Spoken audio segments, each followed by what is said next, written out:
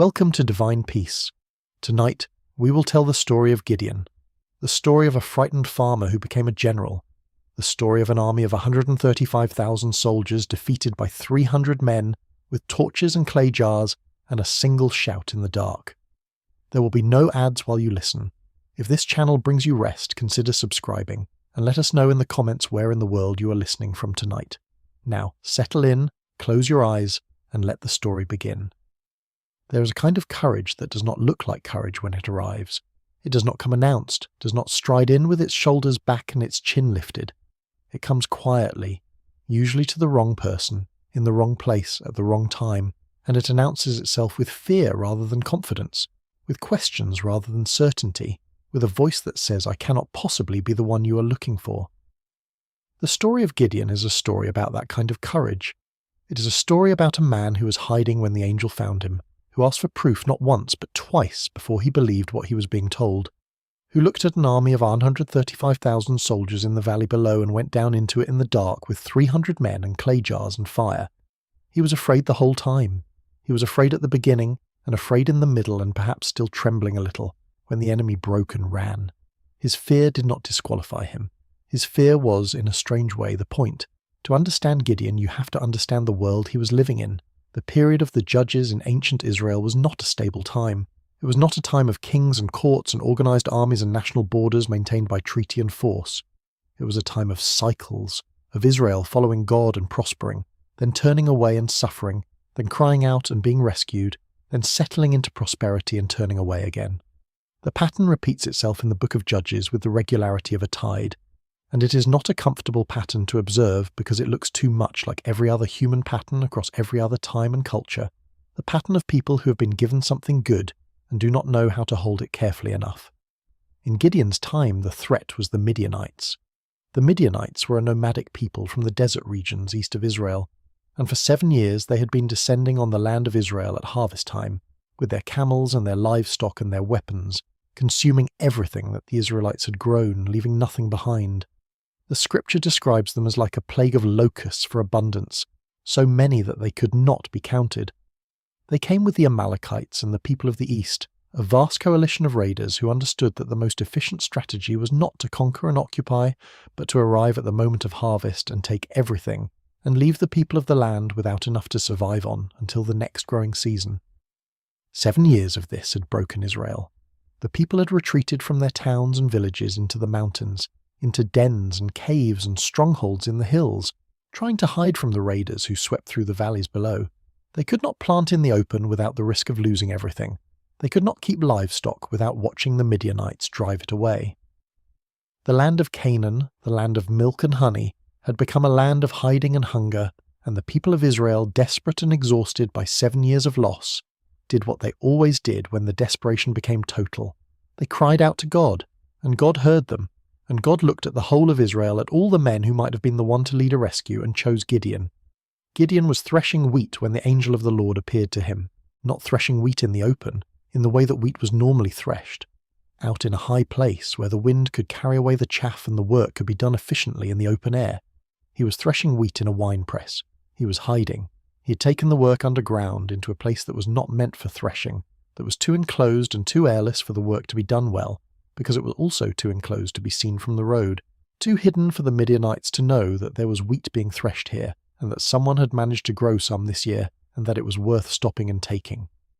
He was a frightened man doing frightened man's work in a frightened man's way, and the angel of the Lord sat down under the terebinth tree that was in Ophrah, which belonged to Gideon's father Joash, and said to him, "The Lord is with you, O mighty man of valor." Mighty man of valor. It is hard not to feel the gap between those words and the situation of the man they were addressed to. Gideon was crouched in a winepress threshing grain in secret. Whatever he was in that moment, mighty man of valor is not the obvious description, and Gideon, who was clearly not a man who accepted statements at face value without examination, said exactly what you might expect him to say. He said, "Please, my Lord, if the Lord is with us, why then has all this happened to us? Where are all his wonderful deeds that our fathers recounted to us? But now the Lord has forsaken us and given us into the hand of Midian." This is a remarkable response to an angelic greeting. Most people, finding themselves addressed by a supernatural visitor, would at minimum pause before launching into a theological complaint. Gideon did not pause. He had 7 years of grievance to express, and he expressed it immediately, directly, honestly. If God is with us, why is this happening? Where are the miracles? Where is the God who parted the sea and brought us out of Egypt? Because from where I am crouched in this winepress, it does not look like anyone is with us. It looks like we have been abandoned. This honesty, this willingness to say the hard thing directly to the face of divine presence, is the first thing that tells you who Gideon really is. He is not a man who will accept comfortable answers or perform a faith he does not feel. He asks real questions and he expects real answers, and he will not move forward until he has something he can actually believe in. This will be true of him throughout the whole of his story. He will ask for signs. He will ask for the signs again. He will be afraid and say he is afraid, and ask for more confirmation before he takes the next step. He is the patron saint of everyone who has ever wanted to believe something but needed more evidence before they could act. The Lord turned to him and said, "Go in this might of yours and save Israel from the hand of Midian. Do I not send you?" And Gideon said, "Please, Lord, how can I save Israel? Behold, my clan is the weakest in Manasseh, and I am the least in my father's house." This is the second thing that tells you who Gideon is. He knows his own smallness. He is not pretending to humility as a way of getting a compliment. He is stating a fact about his social position, about the place his family occupies in the hierarchy of the tribe of Manasseh, which is the bottom. His clan is the weakest. He is the least in his family. He has no military experience, no standing, no resources, no network of allies who would follow him. He has wheat hidden in a winepress and a list of theological complaints and a very reasonable assessment of his own inadequacy for the task being proposed. And God said to him, "But I will be with you, and you shall strike the Midianites as one man." As one man, not as an army. As one man, meaning that the entire coalition of Midianites and Amalekites and the people of the east, all of them, will be struck as though there were only a single person to deal with. The victory will be so complete, so total, so overwhelming that the difference in numbers will not matter at all, because the difference in what is behind each side will make numbers irrelevant. Gideon heard this, and then he asked for a sign. Of course he asked for a sign. He was a man who needed things confirmed. "Please," he said, "do not depart from here until I come to you, and bring out my present and set it before you." And God said, "I will stay until you return." So Gideon went into his house, and prepared a young goat and unleavened cakes from an ephah of flour, and put the meat in a basket and the broth in a pot, and brought them out to the angel under the terebinth tree and presented them. The angel of God told him to put the meat and the unleavened cakes on the rock and pour the broth over them. And the angel stretched out the tip of the staff that was in his hand, and touched the meat and the unleavened cakes, and fire sprang up from the rock and consumed them. And the angel of the Lord vanished from his sight. Then Gideon perceived that he was the angel of the Lord, which implies that he had not been entirely certain before that moment. He was talking to someone he thought might be a divine messenger, asking for a sign to confirm it, and then receiving the sign and understanding for the first time the full weight of what had just happened to him. And he was afraid. He said, "Alas, O Lord God, for now I have seen the angel of the Lord face to face." And the Lord said to him, "Peace be to you. Do not fear, you shall not die. Peace be to you." These are the first recorded direct words of comfort from God to Gideon, and they come in response to fear, which is the condition Gideon will be in repeatedly throughout the rest of the story. Do not fear, you shall not die. The message is simple and direct and immediately actionable. You are alive. You're going to stay alive. Be at peace. That night the Lord told Gideon to tear down the altar of Baal that his father had, and cut down the Asherah beside it, and build an altar to the Lord on the top of the stronghold, and sacrifice a bull on it using the wood of the Asherah he would cut down. And Gideon, because he was afraid of his family and the men of the town and could not do it by day, did it by night. He took 10 of his servants and did what the Lord had told him, but he did it in the dark.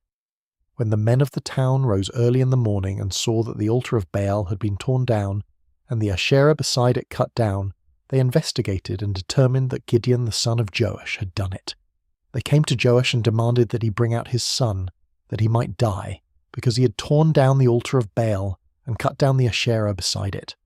And Joash, to his credit, answered them, "Will you contend for Baal, or will you save him? If he is a god, let him contend for himself, because his altar has been broken down. And he called Gideon Jerubbaal that day, meaning let Baal contend against him. So Gideon survived the night action against the altar. He had been afraid, but he had acted. He had done the work in the dark rather than the light, but he had done it. And this is a pattern worth noting in Gideon's story, the pattern of a man who is afraid and acts anyway, who does not wait until the fear is gone before he moves, but moves while the fear is still present, using the cover of darkness when the light feels too exposed, taking servants with him when going alone feels too vulnerable, but always moving, always doing the next thing, never letting the fear become the final word. The Spirit of the Lord clothed Gideon, the scripture says. The word clothed is specific and vivid.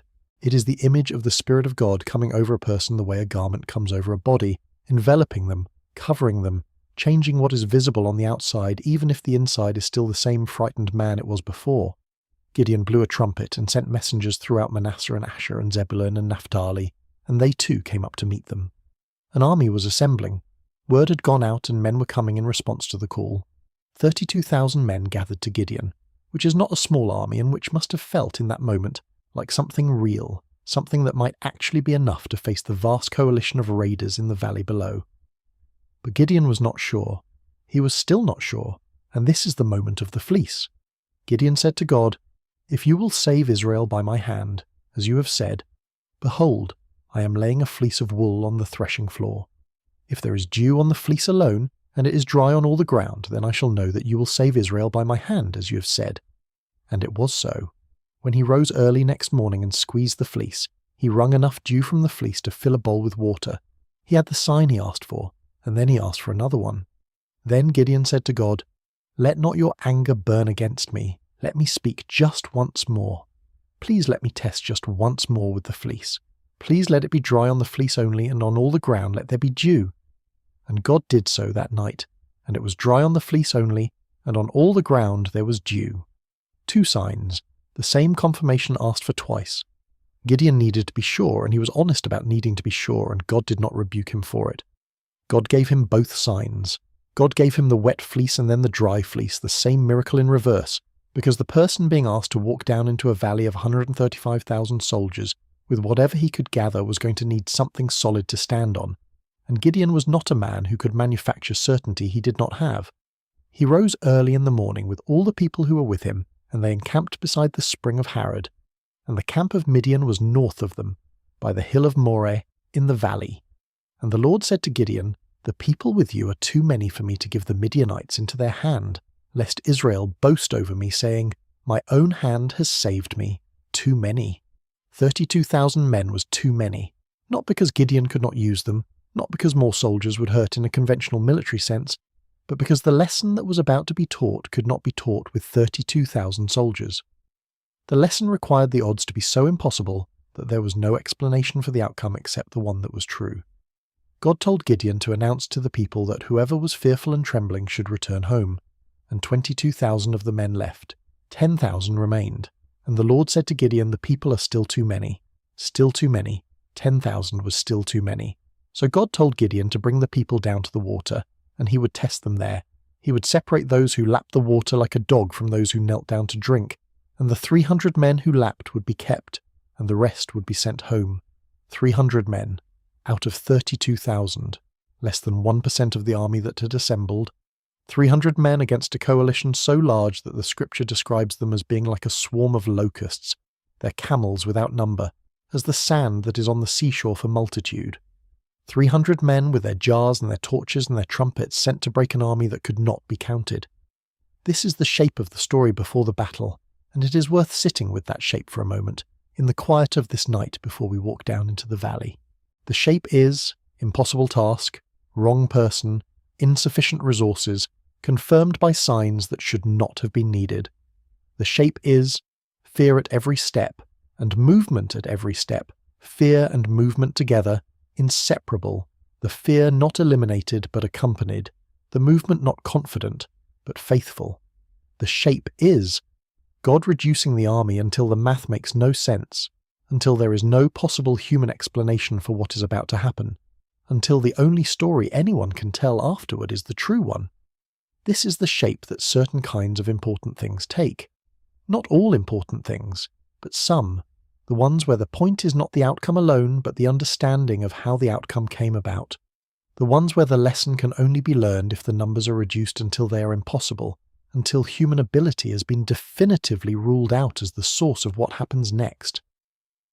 Gideon looked at his 300 men, and he looked at the valley below where the Midianite camp lay stretched out in the darkness, campfires visible at a distance, the murmur of a vast army settling in for the night, and he must have felt the fear in a way that was different from anything he had felt before.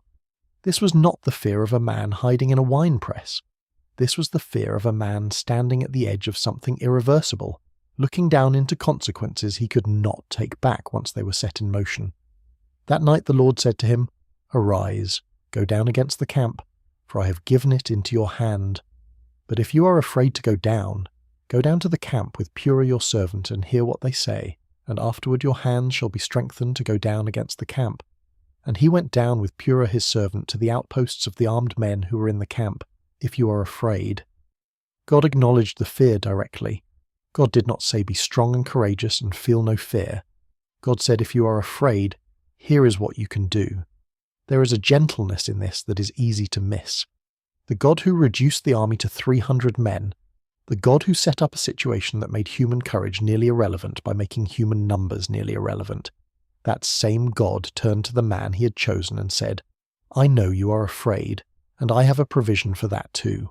Go down and listen. What you hear will strengthen you." And what Gideon heard when he crept down to the outskirts of the Midianite camp, in the dark with only Purah beside him, was a man telling another man his dream. He heard a man say, "Behold, I dreamed a dream, and behold, a cake of barley bread tumbled into the camp of Midian and came to the tent and struck it, so that it fell and turned it upside down so that the tent lay flat." And his companion answered, "This is no other than the sword of Gideon the son of Joash, a man of Israel. God has given into his hand Midian and all the camp. A barley cake defeating a tent, a baker's product overthrowing a warrior's dwelling." The enemy was dreaming about Gideon. The enemy had dreamed a dream that they themselves interpreted as their own defeat at the hand of an Israelite farmer, and they had interpreted it that way because the fear of what was coming had already gotten into the camp before the 300 men arrived, because the terror of God had gone down into the valley ahead of the army that was not yet an army, ahead of the torches and the jars, ahead of the shout in the night. When Gideon heard the dream and its interpretation, he worshipped. He bowed down before God right there on the hillside above the enemy camp, in the dark, in secret, with Purah beside him. He did not wait to get back to his own camp to worship. He did not wait for a more appropriate moment or a more comfortable setting. He worshipped where he was, immediately, because the sign he had heard was the confirmation he needed, and the gratitude he felt could not wait for a better occasion. Then he returned to the camp of Israel and said, "Arise, for the Lord has given the host of Midian into your hand." He divided the 300 men into 3 companies and put trumpets into the hands of all of them, and empty jars with torches inside the jars, and he said to them, "Look at me and do likewise. When I come to the outskirts of the camp, do what I do. When I blow the trumpet, I and all who are with me, then blow the trumpets also on every side of the whole camp and shout, 'For the Lord and for Gideon,' 300 men, 3 companies, 3 sides of the camp surrounding it in the dark, each man with a trumpet in one hand and a clay jar in the other, with a torch burning inside it, invisible behind the clay, waiting for the signal." The plan had a beautiful simplicity. They would blow the trumpets and break the jars, and the light of 300 torches would blaze up suddenly in the dark on 3 sides of the camp at once, and the sound of 300 trumpets would fill the valley, and 300 voices would shout, and the sleeping army below would wake to noise and fire and confusion on every side, and would have no way of knowing whether there were 300 men or 30,000. Gideon reached the outpost of the camp at the beginning of the middle watch. They had just set the watch. The camp was as deep in sleep as it was going to get. Gideon blew his trumpet and broke the jar that was in his hand, and the 3 companies blew their trumpets and broke their jars and held the torches in their left hands and the trumpets in their right hands for blowing, and cried, "A sword for the Lord and for Gideon." Every man stood in his place around the camp, and all the army ran, and they cried out and fled. Every man stood in his place. The 300 men did not charge. They did not rush into the camp with weapons drawn. They stood where they were, on the hillside surrounding the valley, holding their torches, blowing their trumpets, shouting their shout. They did not have to do anything except be present and be loud and let the fire speak for them. When they blew the 300 trumpets, the Lord set every man's sword against his comrade and against all the army, and the army fled. The Midianite coalition, 135,000 soldiers and their allies, fled. They fled toward Bethshittah in the direction of Zererah, as far as the border of Abel Meholah by Tabbath. And the men of Israel called out from Naphtali and from Asher and from all Manasseh, and they pursued the Midianites. The battle that was not really a battle, the victory that came through noise and fire and confusion, rather than through swords and shields and military strategy, had been won. Not in the way anyone would have predicted, not in the way that made sense when you looked at the numbers, in the way that made sense only when you understood what the numbers were supposed to show, which was that the outcome did not come from the numbers at all, that the 300 men and the clay jars and the torches and the trumpets were just the instruments through which something was done that they could not have done themselves. Gideon sent messengers throughout all the hill country of Ephraim, saying, "Come down against the Midianites and capture the waters against them as far as Beth-barah, and also the Jordan." And all the men of Ephraim were called out, and they captured the waters as far as Beth-barah, and also the Jordan. They also captured 2 princes of Midian, Oreb and Zeb. They killed Oreb at the rock of Oreb, and Zeb they killed at the winepress of Zeb. Then they pursued Midian, and they brought the heads of Oreb and Zeb to Gideon across the Jordan. But the men of Ephraim were angry with Gideon. They said to him, "What is this that you have done to us, not calling us when you went to fight against Midian?" And they accused him sharply. And Gideon said to them, "What have I done now in comparison with you? Is not the gleaning of the grapes of Ephraim better than the grape harvest of Abiezer? God has given into your hands the princes of Midian, Oreb and Zeb. What have I been able to do in comparison with you?" Then their anger against him subsided when he said this. Gideon was a diplomat as well as a general. He knew how to receive anger without returning it, how to diffuse a confrontation by placing the honor where it would do the most good, by pointing to what the other party had accomplished rather than defending what he himself had done. The men of Ephraim had killed 2 princes of Midian. That was not nothing. That was the kind of thing that men could tell stories about for generations. He gave them that, freely and without resentment, and the anger subsided. And Gideon came to the Jordan and crossed it, he and the 300 men who were with him, exhausted yet pursuing. He came to Succoth and said to the men of Succoth, "Please give loaves of bread to the people who follow me, for they are exhausted, and I am pursuing Zebah and Zalmunna, the kings of Midian." But the officials of Succoth said, "Are the hands of Zebah and Zalmunna already in your hand, that we should give bread to your army?" And Gideon said, "Very well, when the Lord has given Zebah and Zalmunna into my hand, I will flail your flesh with the thorns of the wilderness and with briars." The towns would not help him. Succoth refused. Penuel refused. They looked at the 300 exhausted men and the 2 Midianite kings not yet captured, and they made the prudent calculation that the battle was not yet won, and that aligning themselves with the losing side would cost them. And Gideon, who was not without anger, promised them consequences when the victory was complete, and the victory was complete. He captured Zebah and Zalmunna himself, routing their camp and taking the 2 kings of Midian prisoner, and he returned from the battle and punished Succoth as he had promised, and pulled down the tower of Penuel, and killed the men of the city. And he killed Zebah and Zalmunna. The threat was over. The 7 years of harvest raids, the 7 years of hiding in caves, the 7 years of watching the crops carried away and the livestock driven off, all of it was over. The Midianite coalition was broken. The 2 kings were dead, the princes were dead, and the people of Israel turned to the man who had done this, the farmer from Ophrah, who had been threshing wheat in a winepress when God found him, and they said, "Rule over us, you and your son and your grandson also, for you have saved us from the hand of Midian." And Gideon said to them, "I will not rule over you, and my son will not rule over you. The Lord will rule over you." This is perhaps the most important thing Gideon ever said. After the victory, after the enemy was defeated and the people were free and they wanted to give him the thing that men in his position almost always want, which is power, and the guarantee that the power will continue into the next generation, he refused it. Not because he was without ambition, because the story makes clear that he was a complicated man with complicated desires. But in this moment, In this central moment after the central victory of his life, he said the right thing. The Lord will rule over you, not me, not my son. The one who actually won this is the one who should be acknowledged as the ruler. He asked them for gold instead, for the earrings from the plunder, and they gave him the earrings, and he made an ephod from the gold and put it in his city in Ophrah. And all Israel whored after it there, and it became a snare to Gideon and to his family. The story does not end perfectly. Gideon made a mistake with the ephod, and the mistake mattered, and the scripture does not smooth it over or pretend it did not happen. He was a great man who did a wrong thing, and the wrong thing had consequences, as wrong things do, but he ruled Israel 40 years. For 40 years the land was undisturbed after the victory of the 300. 40 years of peace purchased by 300 men with clay jars and fire in the dark. 40 years of harvests gathered without raiders sweeping in from the east to take them.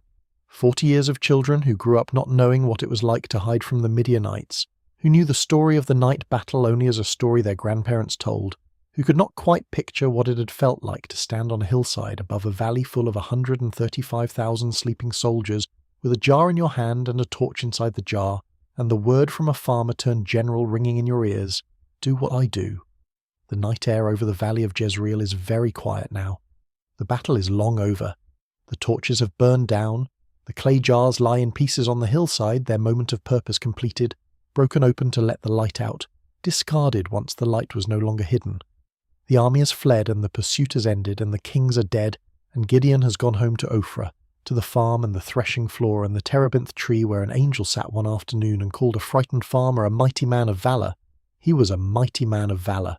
Not because he was not afraid, because he was afraid and acted anyway. Because he asked the hard questions and received the honest answers and asked for signs and received the signs and went down into the dark with what he had and trusted that it would be enough.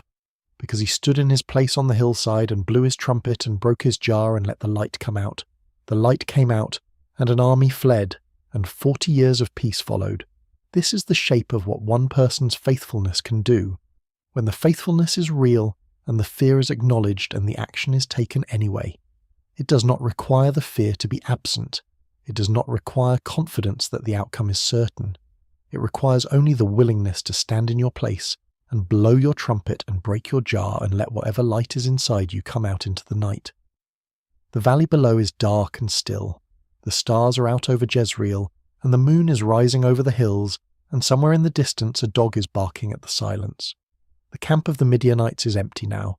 The tents are gone and the campfires are cold, and the vast army that had camped in the valley like locusts has scattered to the wind, pursued by men who were not supposed to be able to pursue them, defeated by noise and fire and the panic that descends on an army when it cannot tell which way the attack is coming from. 300 men broke an army of thousands, not because they were mighty, because they were faithful, because they stood in their place and did the one small thing they had been asked to do, and trusted that the rest was not theirs to control. Rest now in that truth. Let it settle into you the way the night settles over the valley, gradually, completely, until everything is covered and the shapes of the day are softened by the dark into something more peaceful than they were in the full light. The battle is over, the watching is done, the trumpet has been blown and the jar has been broken and the light has done its work in the dark. You can rest. Let the valley spread out in whatever landscape your mind finds when it begins to release the day. Let the fires of Gideon's 300 burn at the edges of your sight, small and warm, far enough away to be beautiful, close enough to be comforting. Let the sound of trumpets in the dark fade into the background of the night, becoming something between music and memory, something the ear hears without needing to respond to, something the sleeping mind holds gently without gripping. Gideon sleeps. After 40 years of leading and ruling and watching over a people who are finally free, Gideon, the son of Joash, died in a good old age and was buried in the tomb of his father Joash at Ophrah of the Abizrites. He was buried in the place where his story began, near the winepress where he had hidden the wheat, near the threshing floor where he had beaten out the grain in secret, near the terebinth tree under which an angel had sat and called him something he did not yet know he was. He went home to die. He went back to the beginning, to the ground that had made him, to the family farm in Ophrah, where the story of his life had started with a wheat thresher in a winepress and ended with 40 years of peace for a nation. He died at home. He died in the place that had known him before he was anything. the place that would have known him even if the angel had never come, even if the Midianites had never been defeated, even if he had spent his whole life hiding his wheat and threshing it in secret. But the angel did come, and the Midianites were defeated, and the wheat could be threshed in the open again, in the high places where the wind could carry away the chaff, in the proper way under the open sky with no need to hide. This is what freedom feels like when it arrives after captivity. This is what it means to thresh your wheat in the open, to plant your fields without watching the horizon for the first sign of riders, to harvest what you have grown and keep it, to eat what the land produces and not go hungry because someone else took it first. The ordinary acts of ordinary life become the evidence of what has been won, and the ordinariness of them is not something to be taken for granted, but something to be received with gratitude. Because there was a time when the ordinary was not available, when the simple act of growing grain and harvesting it and eating it was not possible, when the whole community had retreated into caves and strongholds just to survive. The night is full of stars over Ophrah, the same stars that burned over the valley of Jezreel on the night of the battle, the same stars that watched 300 men stand on 3 hillsides and blow their trumpets and break their jars, the same stars that have burned over every generation of people who have ever needed to find courage in a situation that required more courage than they felt they had. The stars are patient. They have seen a great many battles. They have seen a great many frightened men become, against their own expectation, something that deserved the name they were given. Mighty man of valor. The angel was not wrong. He was not being ironic or aspirational or speaking of a future that had not yet arrived. He was seeing what was actually there, the thing that was already in Gideon before Gideon could see it himself, the quality that the fear and the hiding and the winepress and the secret threshing had not managed to extinguish. The valor was there. It was in him the whole time. It just needed to be addressed by name before it could be called into action. There is valor in you too, not the valor that is the absence of fear, because that is not valor, that is merely the absence of fear. The valor that is the presence of action alongside the presence of fear, the valor that does the next thing in the dark when the dark is too deep for confidence, but not too deep for faithfulness. The valor that picks up the trumpet and the jar and stands in its place on the hillside and waits for the signal, and when the signal comes, blows. You have blown your trumpet today in whatever way today required it to be blown. You have stood in your place and done the thing that was yours to do and trusted that the rest was in hands larger than yours. This is enough. This is more than enough. This is, in the accounting that matters, everything. Rest now. The night is yours. The battle is over for today, and the next one is not until morning. And between here and there is the long, quiet country of sleep, the place where the 300 men rested after the pursuit, exhausted but victorious, having done what they were asked to do with what they were given to do it with, having found that it was enough. It is enough. Sleep. The valley is quiet. The torches are out. The jars are broken. The light has done its work. Sleep now. Good night. Consider what it means to be reduced, to have something taken away that you thought you needed, to find yourself with less than you started with, less than you planned for, less than seems adequate for the task in front of you. This is not a comfortable experience. It does not feel like preparation. It feels like loss. It feels like the situation getting worse rather than better, like the odds shifting further in the wrong direction at exactly the moment when you needed them to shift the other way.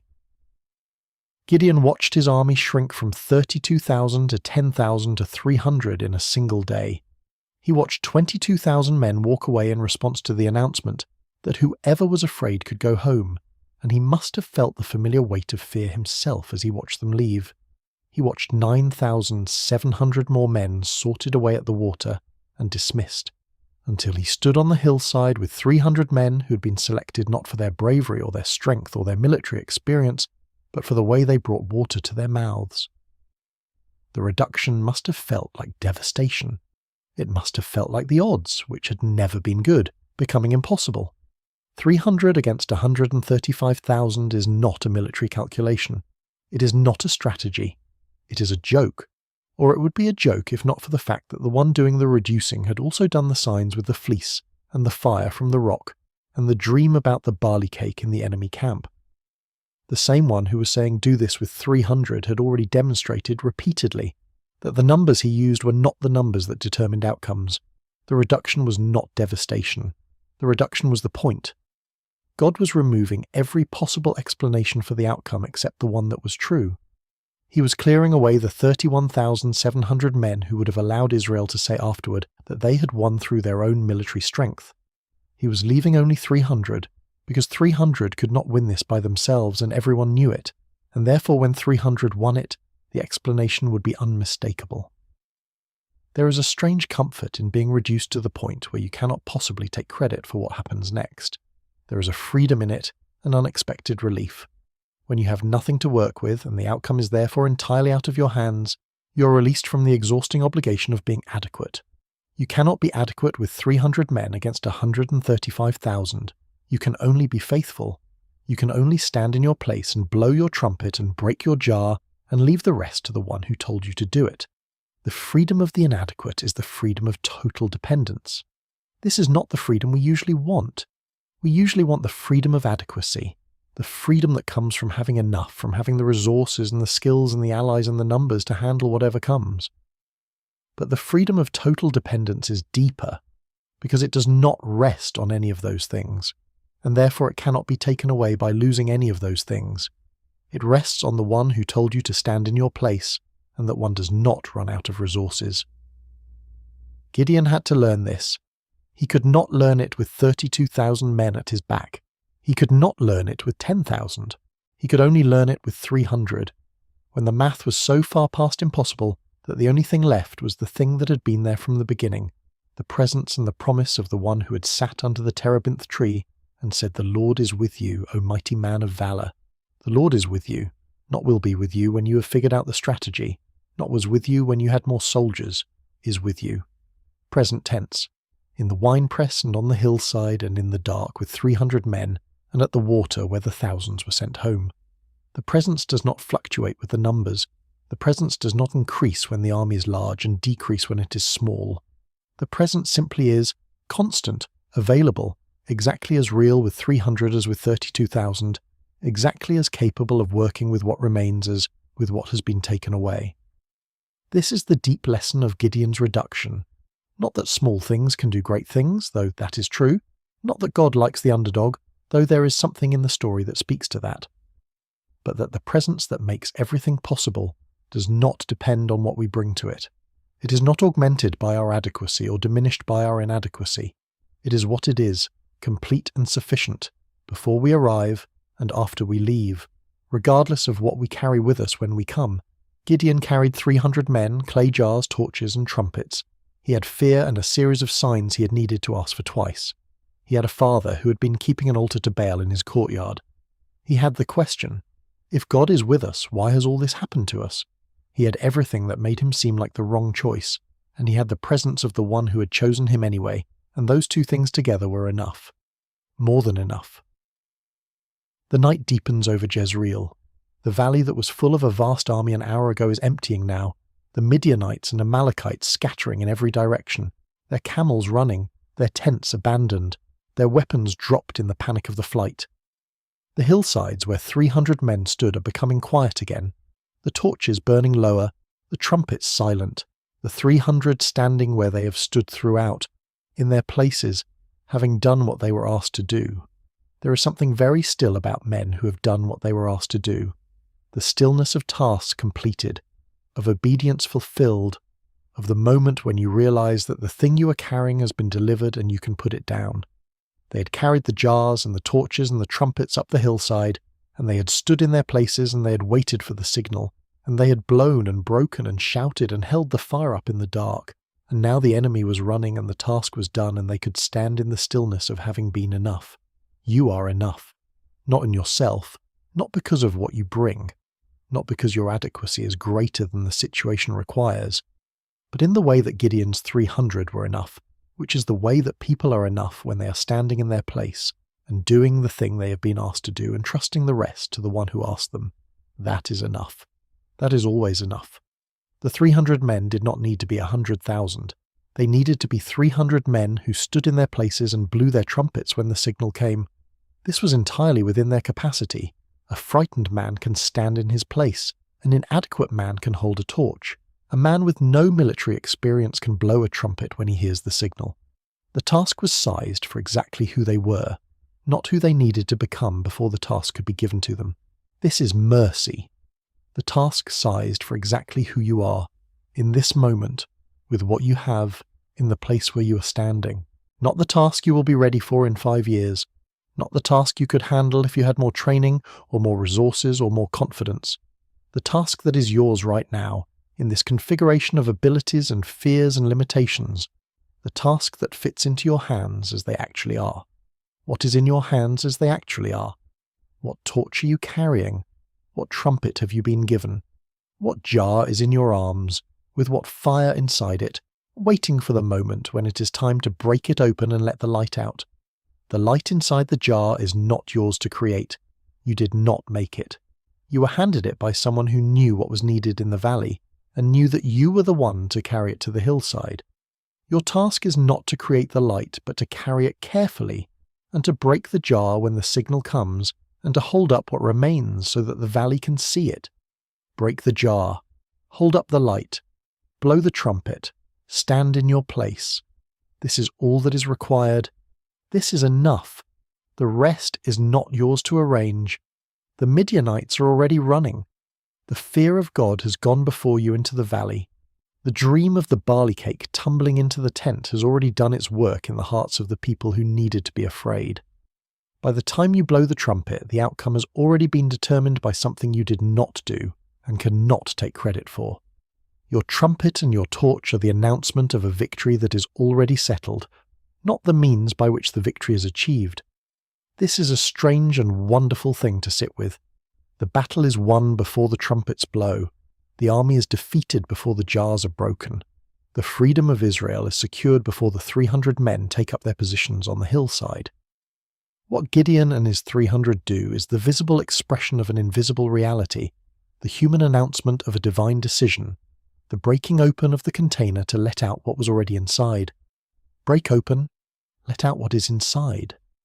Let the light that was given to you do what light does when it is not kept inside a jar, which is to fill the space around it, to make visible what the dark was hiding, to change the shape of everything it touches.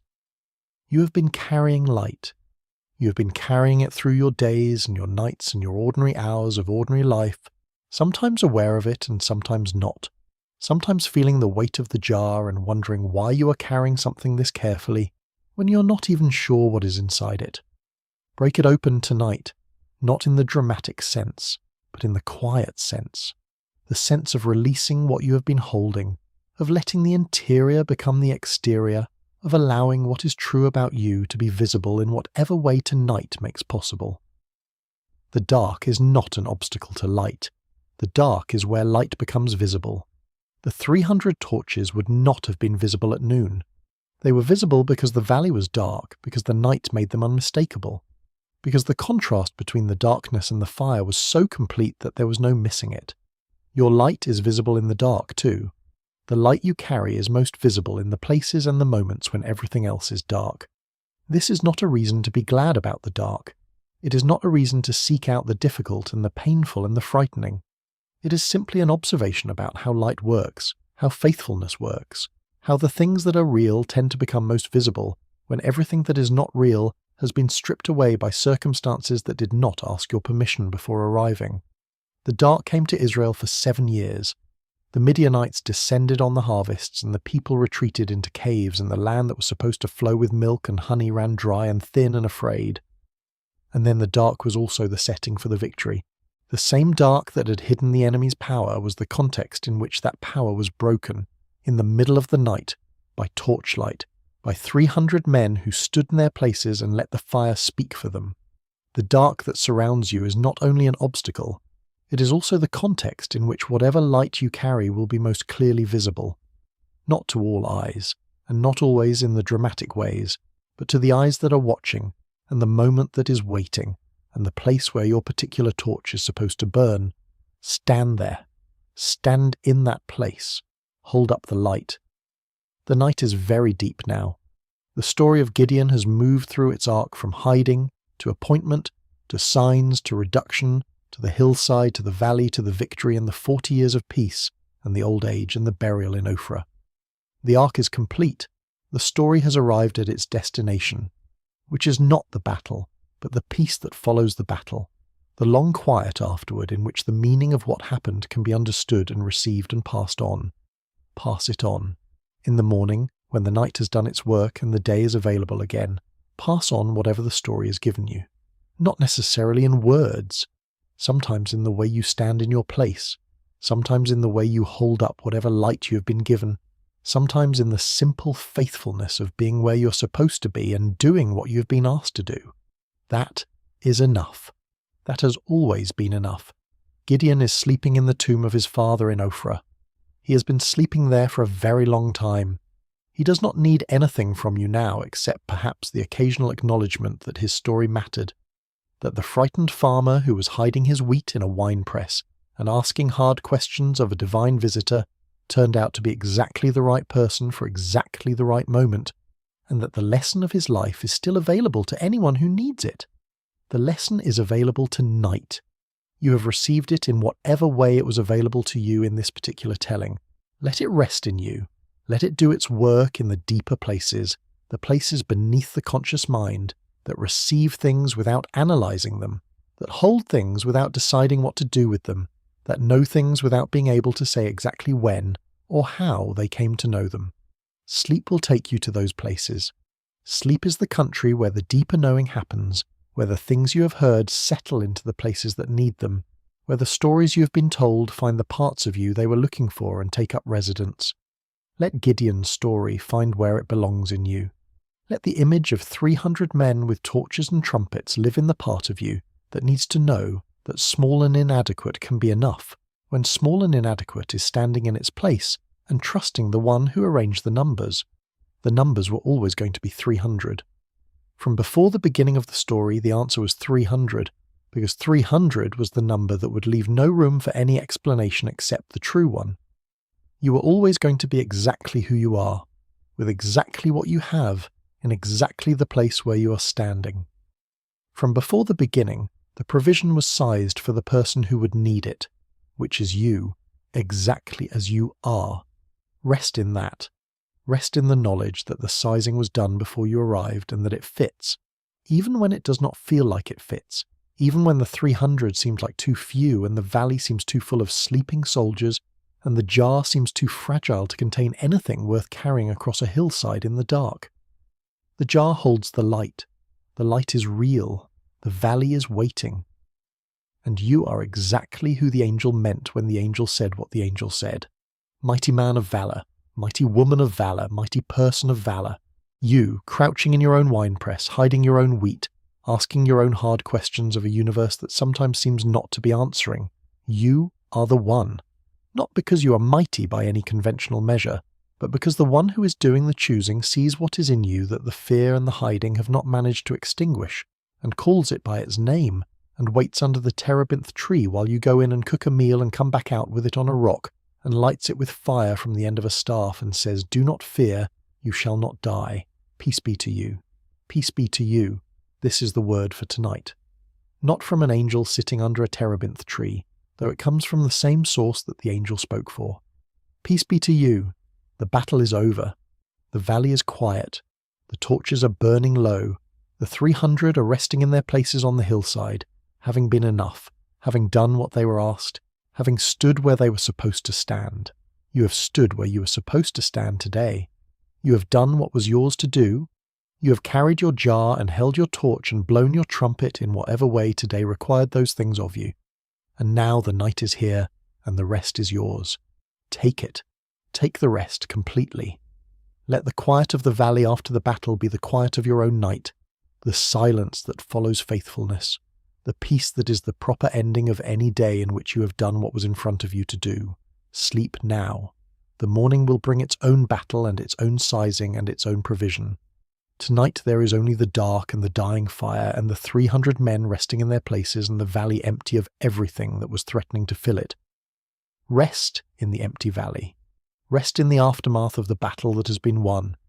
Rest in the peace that passes understanding, the peace that holds steady even when the numbers are impossible, the peace that was there in the wine press and on the hillside and in the dark between the signal and the breaking of the jar. That peace is here. It has always been here.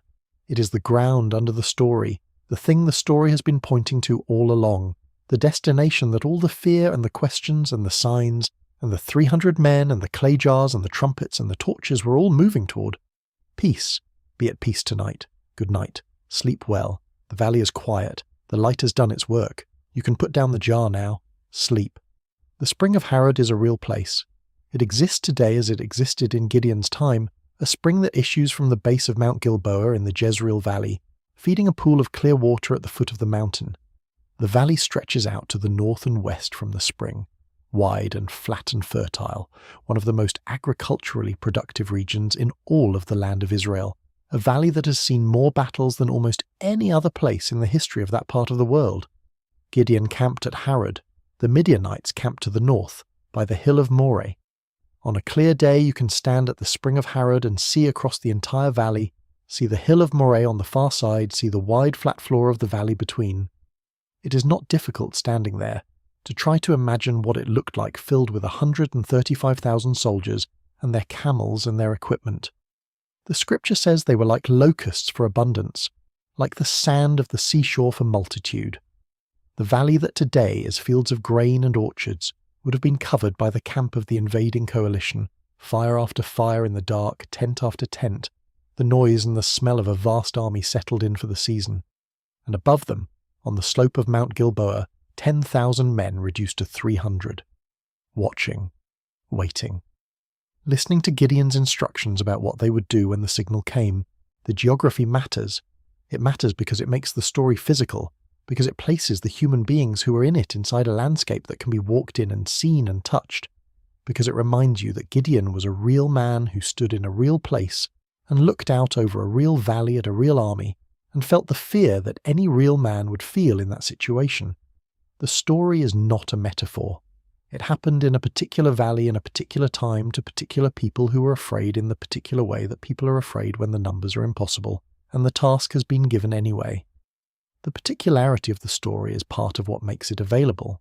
You are also a particular person in a particular place facing a particular situation that has particular numbers that do not add up in any conventional accounting.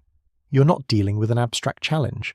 You are dealing with your actual life, with the specific shape of what is in front of you, with the specific inadequacy of what you have to work with the specific fear that lives in your specific body when you look at the specific valley of your specific problem.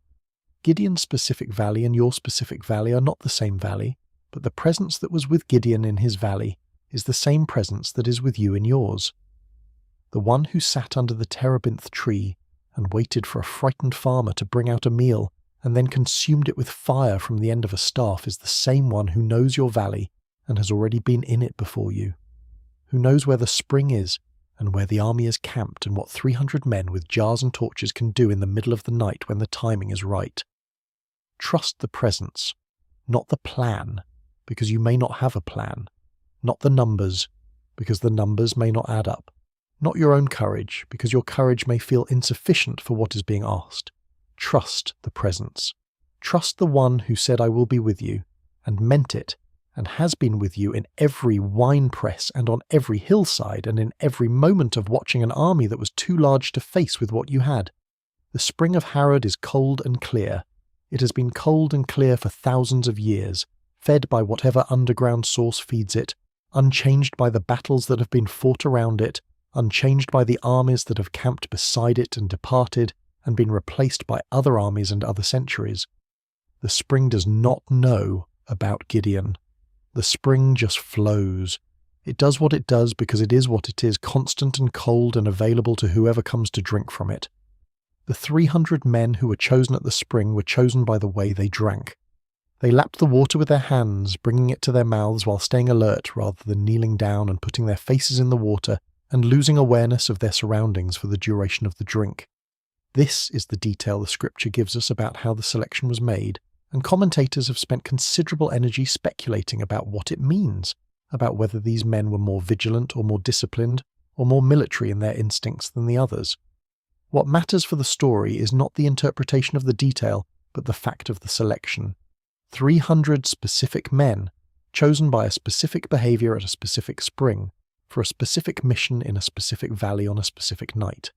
Specificity is how the love that holds the world expresses itself, not in generalities, not in broad strokes, not in statements that apply equally to everyone and therefore belong fully to no one, in specifics, in 300 specific men chosen at a spring, in a specific farmer called to a specific task in a specific valley, in a specific night when the middle watch was set and the signal was given and 300 jars were broken and 300 torches blazed up in the dark on 3 sides of a valley that could not see where the attack was coming from.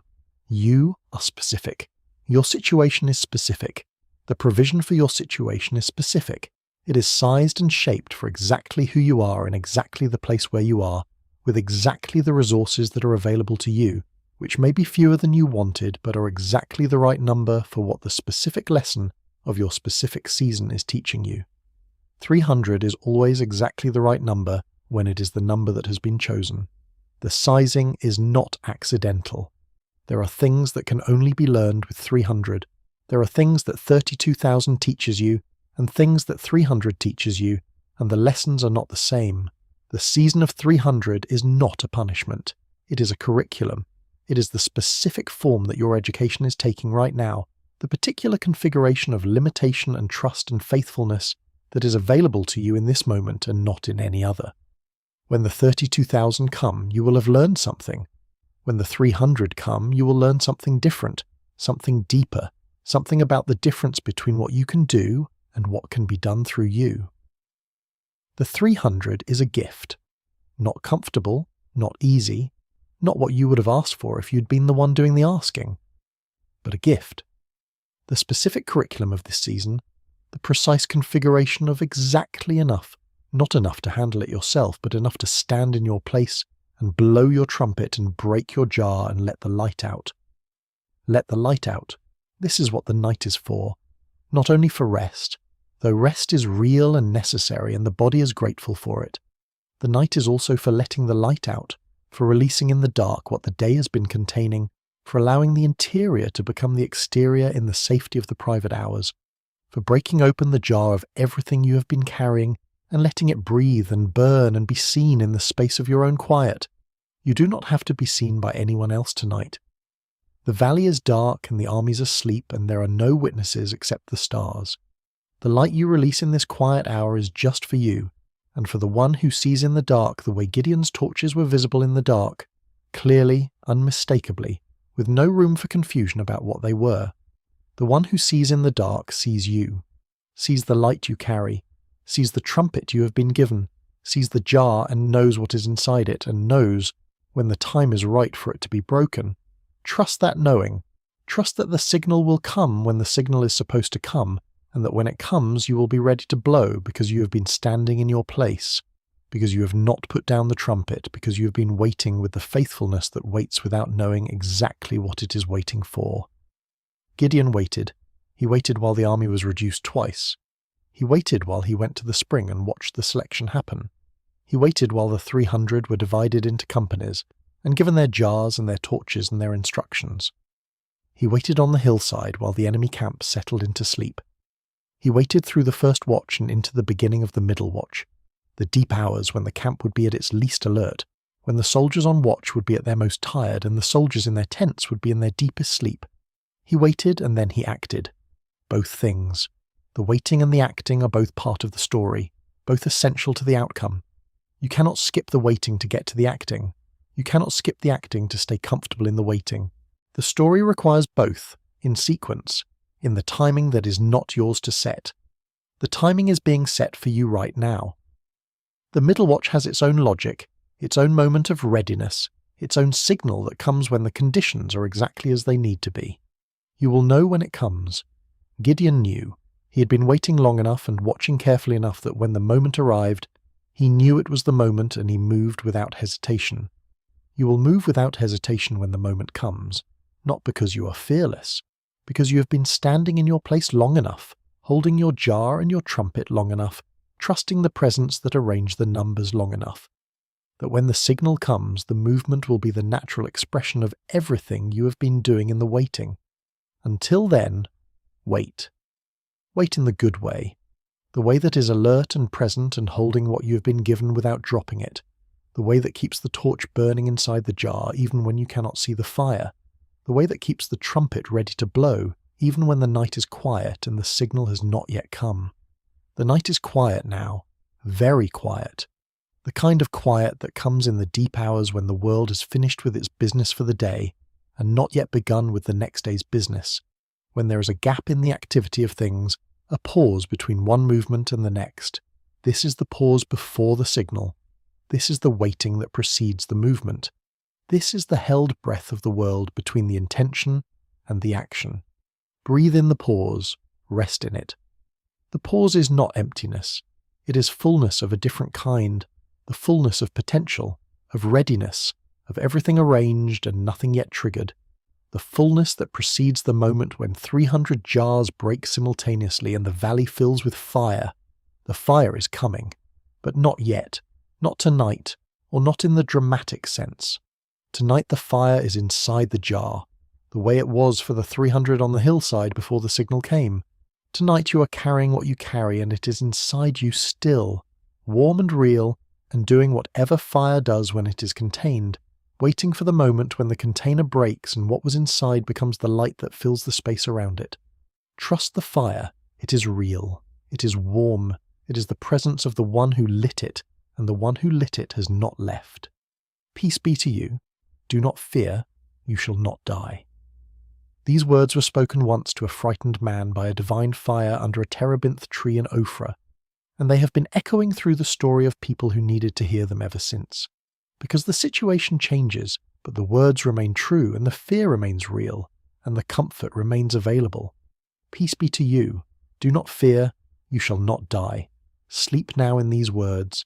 Let them be the words you carry into the deep country of rest, the words that hold the jar steady while the fire burns inside it, the words that stand you in your place on the hillside while you wait for the signal that will come in the right moment. The right moment is coming, but it is not now. Now is for rest. Now is for the deep restoration that makes the standing possible, that fills what the day has emptied, that prepares the body and the mind and the spirit for whatever the morning will require. Let the morning be the morning's business. Let the night be the night's, which is this, the breathing and the dark and the quiet and the restoration, and the slowly deepening peace of a person who has done what was theirs to do and is releasing the rest to the one who arranged the numbers. The numbers are arranged.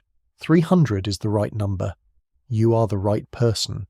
The valley is the right valley. And the presence that makes all of this work is as present in the dark and the quiet of this moment as it was in the fire on the rock under the terebinth tree and on the hillside above Jezreel and in the dream of the barley cake tumbling into the tent. It is here. It is with you. It has always been with you, in the winepress and on the hillside and in the deep hours of the night. Rest in its presence. Let it hold you. Let the night be what the night is, the long quiet holding, the deep patient restoration, the dark that makes the fire visible when the jar is finally broken. Good night. Sleep. The presence is with you. The fire is in the jar. The morning is coming. But first, sleep. Sleep. There were others before Gideon. The book of Judges is a book of deliverers, of judges raised up by God to rescue Israel from whatever oppression the current cycle of unfaithfulness had produced. Othniel was first, then Ehud, then Shamgar, then Deborah and Barak, then Gideon, then others after him. Each of them was raised up in a particular moment of particular need. Each was inadequate in some specific way that made them an unlikely choice. Each was used to accomplish something that required more than what they had. Each was replaced by the next cycle when the deliverance was complete and the forgetting began again. The pattern is not encouraging, looked at from a distance. It is a pattern of rescue and relapse, of gratitude that does not last, of freedom that is not held carefully enough to prevent the next captivity. The people of Israel who had been hiding in caves during the Midianite raids would not have said they were planning to forget what God had done for them through Gideon. They would have said they were grateful. They were probably genuinely grateful. Gratitude is easy in the immediate aftermath of deliverance. The difficulty is carrying it forward through the years, keeping it alive through the ordinary days when there is no crisis to remind you what you have been given, When the harvest is in and the fields are full and the Midianites are a memory and life is good, and the goodness of it starts to feel like the natural condition of things rather than the gift that it is. This is the human problem that the book of Judges is about. Not malice, not deliberate rebellion, not a conscious decision to turn away from what is good, just forgetting. Just the gradual dimming of the memory of the cave and the hiding and the hunger, replaced by the normal business of daily life, which over time becomes its own kind of idol. The assumption that things are as they are because of what we have done and not because of what has been given to us. Gideon understood this. His refusal of kingship after the victory was a refusal of exactly this assumption.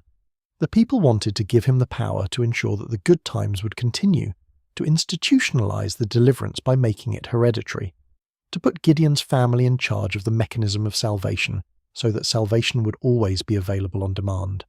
And Gideon said, "No, not me, not my son. The Lord will rule over you. The good times are not mine to guarantee. The deliverance is not mine to institutionalize. The one who won this is the one who must be trusted to win the next one, and making me king is a way of saying you trust in me, rather than in the one who made the 300 enough." He was right about this, even if he was not right about everything. He saw clearly what the offer of kingship contained, which was a temptation to take credit for what was not his and to assume a responsibility that was not his to assume. He refused it, and in refusing it he said something that his people needed to hear, something that they did not fully receive and would need to hear again in the next generation and the generation after that. The Lord will rule over you. This is not a statement about politics, or not only about politics.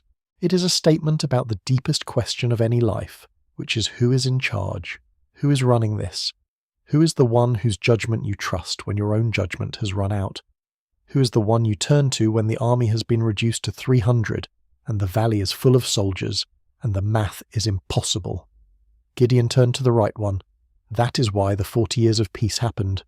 Not because Gideon was a perfect leader, because he was not, because the effort he made was a mistake that had consequences, but because in the central moment, when the central question was asked, he turned to the right one and stood in his place and blew his trumpet and broke his jar and trusted that the rest would be handled by the presence that had arranged the numbers. The central moment of your life is not necessarily the most dramatic one. It is the one where the central question is asked most clearly, where you have to decide, without the luxury of ambiguity, who you are trusting with the outcome of the situation you are in. Gideon's central moment was on a hillside above Jezreel in the middle of the night, with 300 men and clay jars and fire. The central question was whether he would stand in his place and do the small thing he had been asked to do, and trust that the rest was handled. He stood, he blew, he broke the jar, he held up the fire, and the valley filled with the running feet of 135,000 soldiers in panic, and 40 years of peace followed, and the name of Gideon the son of Joash the Abizrite was remembered in Israel. Your central moment may be quieter than Gideon's. It may not involve a valley of sleeping soldiers or 300 men, or clay jars with torches inside them. It may be a conversation, or a decision, or a choice to stay or go, to speak or be silent, to trust, or to take back control and try to handle it yourself. The moment will be sized for your situation, specific to your particular valley, and your particular numbers and your particular question.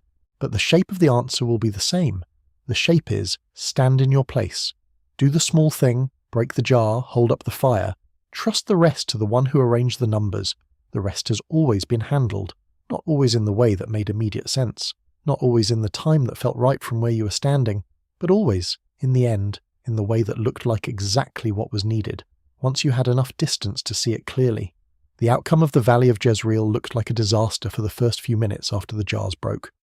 300 men against 135,000, shouting and blowing trumpets, doing something that looked less like a battle plan and more like a performance piece, something that should have ended in the slaughter of 300 frightened Israelites. But the first few minutes were not the whole picture. The whole picture included the running army and the princes taken, and the kings pursued and the 40 years of peace. The whole picture included things that were not visible from the hillside in the first moments after the jars broke.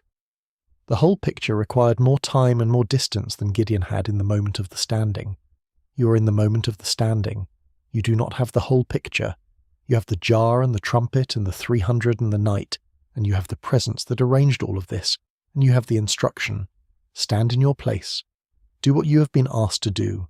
Trust what you cannot see. The whole picture will come. It always comes. Not always in this lifetime. Not always in the form you expected. Not always with the clarity that would have been most useful when you needed it. But the arc of it bends toward something, and the something it bends toward is not arbitrary. It is purposeful in the way that the reduction from 32,000 to 300 was purposeful, in the way that the dream about the barley cake was purposeful, in the way that every detail of the Gideon story was purposeful, from the winepress to the terebinth tree to the spring to the hillside to the valley to the 40 years of peace. Purposeful. The word is quiet and enormous. To live inside a story that is purposeful is to live differently than you would live inside a story that is random. Not more comfortably necessarily, because purpose includes the winepress and the hiding and the 7 years of raids and the reduction of the army until the math is impossible, but differently with the quality of the person who is following something rather than simply being blown by whatever the current conditions produce. Gideon followed something. He was afraid, and he questioned, and he asked for signs, and he did the work in the dark when the light felt too exposed, but he followed. He moved in the direction he was pointed. He went down to the spring, and he went down to the Midianite camp to listen to the dream, and he went back up to his 300, and he divided them into companies, and he handed out the jars and the torches and the trumpets, and he led them to the hillside, and he waited and he blew. He followed all the way to the end. And the end was 40 years of peace, and a good old age, and a burial in the tomb of his father in Ophrah, and a story that has been told for 3,000 years, because it is the kind of story that humans need. The kind that says even the frightened ones, even the hiding ones, even the ones with the weakest clan and the least position in their father's house, even those ones can be the ones through whom something extraordinary happens, if they will stand in their place and do the small thing they have been asked to do. This is what you needed to hear tonight. This is the word that the story of Gideon carries across the centuries and deposits in the particular time and place where you are listening. You are exactly who you need to be for exactly the task that is yours. Your clan does not need to be the strongest. Your position in your father's house does not need to be the highest. You do not need to be fearless or confident or certain. You need to be present and willing and available to do the small thing when the signal comes. The signal will come, the middle watch will arrive, the moment when the jar needs to be broken, and the torch held up, and the trumpet blown will present itself in the right form at the right time in the right valley for your particular situation. You will recognize it because you will have been standing in your place and holding your jar and waiting with the particular quality of attention that Gideon's 300 had while they watched and waited on the hillside. Stand, hold, wait. The rest will take care of itself, the way the rest always takes care of itself when the 300 stand in their places and do the one small thing they have been asked to do. The night is yours now. The story has been told and the lesson has been given, and the peace that was offered to Gideon under the terebinth tree is offered again here, in this telling, in this particular quiet, in whatever space you are in where the listening has happened and the rest is beginning. Peace be to you. Do not fear. You shall not die. The presence is with you, as it was with Gideon in the winepress and on the hillside and in the dark of the middle watch and in the 40 years that followed. The presence does not leave when the story ends. The presence is here, in the quiet, in the dark, in the breathing and the releasing and the long descent towards sleep. Let yourself descend. Let the story carry you as far as stories carry people, which is to the edge of the place where words are no longer needed, and then let the silence take over. Let the dark country of rest receive you. Let the night do what the night was made to do. The morning will bring its own battle, and its own 300 and its own valley. But between here and the morning is the long quiet of the night, and the night is good, and the rest is real, and the presence that holds the world in place is holding you. Be held. Be at peace. Sleep. The valley of Jezreel is very quiet tonight. The grass grows where the Midianite tents once stood. The spring of Harod still flows cold and clear. The hill of Moreh still stands on the far side of the valley, where the enemy camped while 300 men waited on the hillside above, holding their jars and their trumpets and their fire. You are standing on that hillside, in the story, in the way that stories include the people who hear them and make them part of the ongoing telling. You are one of the 300, or you are Gideon, or you are the frightened man in the winepress who has not yet heard what he is going to be called. You are wherever the story found you when it arrived, and wherever it found you is exactly where it needed to find you. Stand in that place. Hold what you are holding, wait for the signal, and when it comes, blow your trumpet and break your jar and let the fire come out. The valley will know what to do with it. Good night. Sleep now. The middle watch is a long time away. First, rest. Rest. Sleep. Sleep. The terebinth tree in Ophrah. This is where the story began, and it is worth returning to, now that the battle is over, and the peace is settled, and the distance between the beginning and the end makes it possible to see both at once. The angel of the Lord sat under a terebinth tree, and under that tree a frightened farmer became, without knowing it, the deliverer of a nation. Not all at once, not in a single moment of dramatic transformation, but in the accumulated small movements of a man who was afraid and moved anyway, who asked questions and received answers, and asked for signs and received signs, and went forward, not because the fear was gone, but because the one who had arranged the numbers was more trustworthy than the fear. The terebinth tree is not a remarkable tree. It is a common tree in the landscape of the ancient Near East, a tree with dark green leaves that provide good shade in the heat of the day, a tree associated in the Hebrew scripture with significant meetings and significant decisions, a tree under which the important things happen when the important things happen outdoors. Gideon's terebinth was in Ophrah. It was his father's land, the land he had grown up on, the land he knew as the landscape of his daily life before the angel came. The important things happen in the landscapes of our daily lives, not usually in distant and dramatic locations, not usually in settings that feel appropriate to the significance of what is occurring. They happen where we are, in the ordinary geography of the ordinary life, in the field we have always worked in, and the house we have always lived in, and the road we have always travelled. The angel did not come to Gideon in a special place. The angel came to Gideon in Ophrah on his father's land, under the tree that had probably always been there, that Gideon had sat under as a boy before the Midianites came and the hiding began. The meeting place is the familiar place. The calling comes in the location you already know. This is important to understand because it means the calling does not require a journey to somewhere significant before it can be heard. It is heard here, in the ordinary landscape of your ordinary life, in the field you have always worked in, and the winepress you are hiding in, and the terebinth tree that has always been part of the view from your father's house. The angel is already under the tree, the call has already been issued, the mighty man of valor has already been named. The only question is whether you will look up from the wheat you are threshing in the winepress and see the one who is sitting there and hear what's being said. Look up. Not dramatically, not with the performance of spiritual attentiveness, but simply look up from the task you have been bent over, from the secret work of the hiding season, from the daily business of surviving in a world where the harvest keeps being taken, and see what is there. What has always been there. What has been waiting under the tree for you to notice it. The presence has been waiting. It was there before the Midianites came. It was there during the 7 years of raids.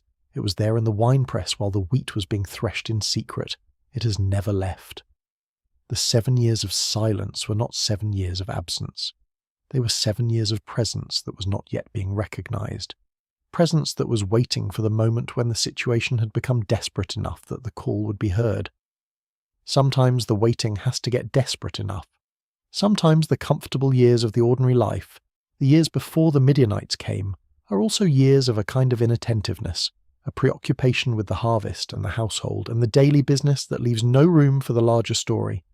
The Midianites were terrible, and the 7 years of raids were genuinely devastating, and the people who hid in caves and went hungry were suffering real suffering. But the suffering also created the conditions for the call to be heard. Gideon in prosperity might not have looked up from his wheat. Gideon in the winepress, threshing his secret grain, watching for Midianites on the road, had nothing to do but look up. This is not a theology of suffering, not a claim that suffering is good, or that God sends it on purpose to teach lessons. It is an observation about attention, about what difficulty does to the quality of noticing. The comfortable years are sometimes the years when the terebinth tree is present and unnoticed, when the presence under the tree is real and unrecognized, when the calling is being made and the noise of normal life is too loud for it to be heard. The difficult years strip away the noise. The winepress is quiet. The man threshing his wheat in secret has nothing to listen to but his own fear, and into that fear a voice can speak and be heard in a way that it could not be heard in the noise of prosperity. This is offered not as comfort for suffering, which is too small a word for what suffering requires, but as a possibility. The possibility that the difficult season is also a season of access, that the very conditions that make the difficult season difficult are also the conditions that make the call audible in a new way, not because the difficulty is good, but because the quiet it creates is real, and the call is real, and they can meet in the quiet in a way they could not meet in the noise. Gideon heard the call in the quiet of the winepress. He carried it with him out of the winepress and onto the hillside above Jezreel, and into the valley and through the 40 years of peace. He carried it all the way back to Ophrah, where he was buried in the tomb of his father, near the terebinth tree where he had first heard his name spoken by a presence he did not immediately recognize. Your name is being spoken. Perhaps it has been spoken for a long time, and the noise of the comfortable years has made it hard to hear. Perhaps the difficulty of this season has stripped away enough noise that you can hear it more clearly now. Whatever the reason and whatever the season, the speaking is happening, the presence is under the tree, the name being spoken is yours, mighty person of valor. Not yet, you say. Not me. My clan is the weakest. I am the least in my father's house. Yes, the presence says, I know, and I will be with you. That is all. That is the whole promise. Not that the numbers will be sufficient. Not that the army will be large enough. Not that the task will be sized for what you can handle with what you have. Just, I will be with you. The presence will not be absent when the presence is most needed. This is the promise. This is what Gideon went into the valley with. It was enough. It is always enough. The presence of the one who arranges the numbers is worth more than any configuration of numbers you could arrange for yourself. 300 with the presence is more than 32,000 without it. This is not arithmetic. It is the logic of a different kind of accounting, the accounting that measures outcomes by what is behind them, rather than by what is in front of them. What is behind you, not in the sense of what is in your past, though that is real, in the sense of what is behind you the way the presence was behind Gideon, with him, supporting the standing and the blowing and the breaking of the jar, the one whose decision about the outcome was already made before the 300 took up their positions on the hillside. The decision about the outcome of your valley has been made, not by you, not in the way that outcomes are normally decided, not by the configuration of the numbers you have available, by the one who arranged the numbers, by the one who was under the terebinth tree when you were in the winepress, by the one who has been with you in every season of the hiding, and every season of the standing, and every season of the not yet knowing what comes next. Trust the one who made the decision, not blindly, not without the honest questions that Gideon asked, not without the request for signs when signs are needed, but trust. Trust that the decision has been made with knowledge you do not have, with a view of the whole that you cannot see from where you are standing, with a faithfulness to you that does not depend on your performance or your adequacy or your ability to make the numbers add up. The numbers will not add up. 300 against 135,000 does not add up. And yet the outcome was 40 years of peace. The math is not the point. The presence is the point. And the presence is here, in this night, in this quiet, in the breathing and the releasing and the long descent toward the rest that restores and renews and makes the morning possible. The morning is coming, but not yet. Let the night be long and quiet and full of the presence that has been here the whole time, under the terebinth tree and in the winepress and on the hillside and in the dark of the middle watch, and in the valley and in the 40 years of peace, and in every quiet night since, including this one. The presence is here. You are known. Your name has been spoken. Rest in the speaking of it. Let the sound of your name, spoken by the one who knows you, be the sound that carries you down into sleep, down into the deep country of rest, down into the dark that holds you and renews you and sends you back to the morning with what you need for the day that is coming. The day that is coming has its own valley and its own numbers and its own 300 and its own signal, and its own moment when the jar must be broken and the fire held up.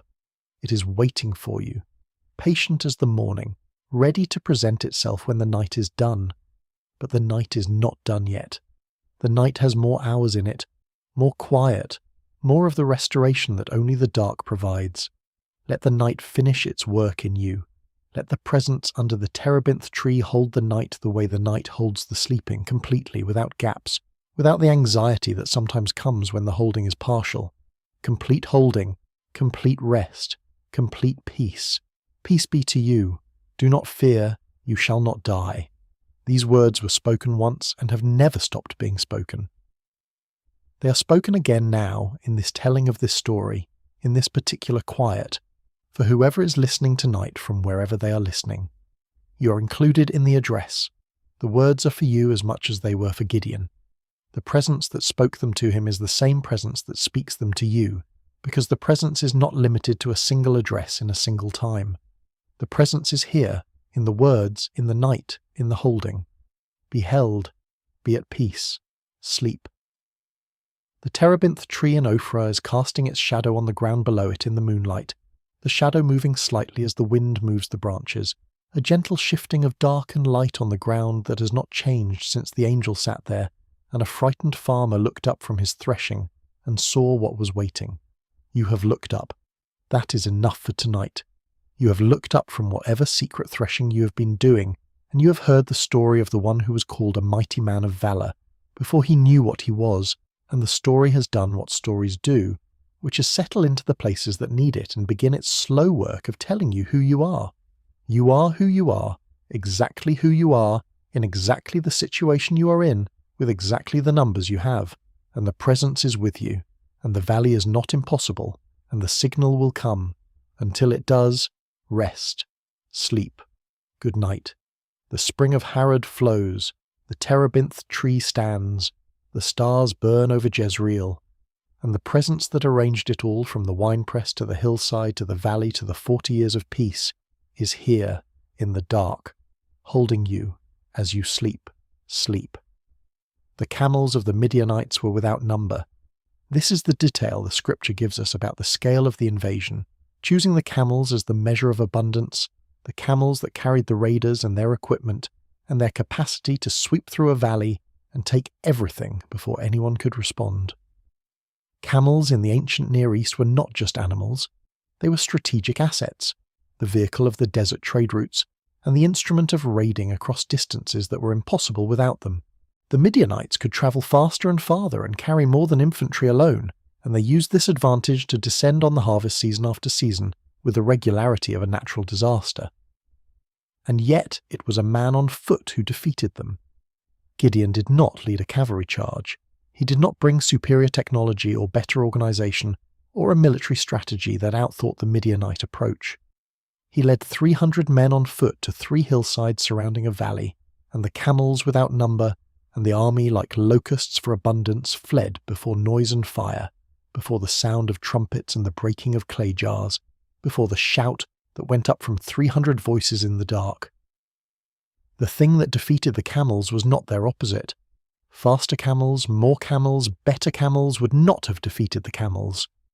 What defeated them was something the camels could not outrun and could not fight, which was the panic that came from the sense of being surrounded by something invisible and overwhelming in the dark. You cannot fight what you cannot see and cannot locate and cannot count. The 300 torches, appearing suddenly on 3 sides of the camp, could have been 30,000 or 300,000. In the dark, surrounded by fire and noise, you cannot tell, and the Midianites did not stay to find out.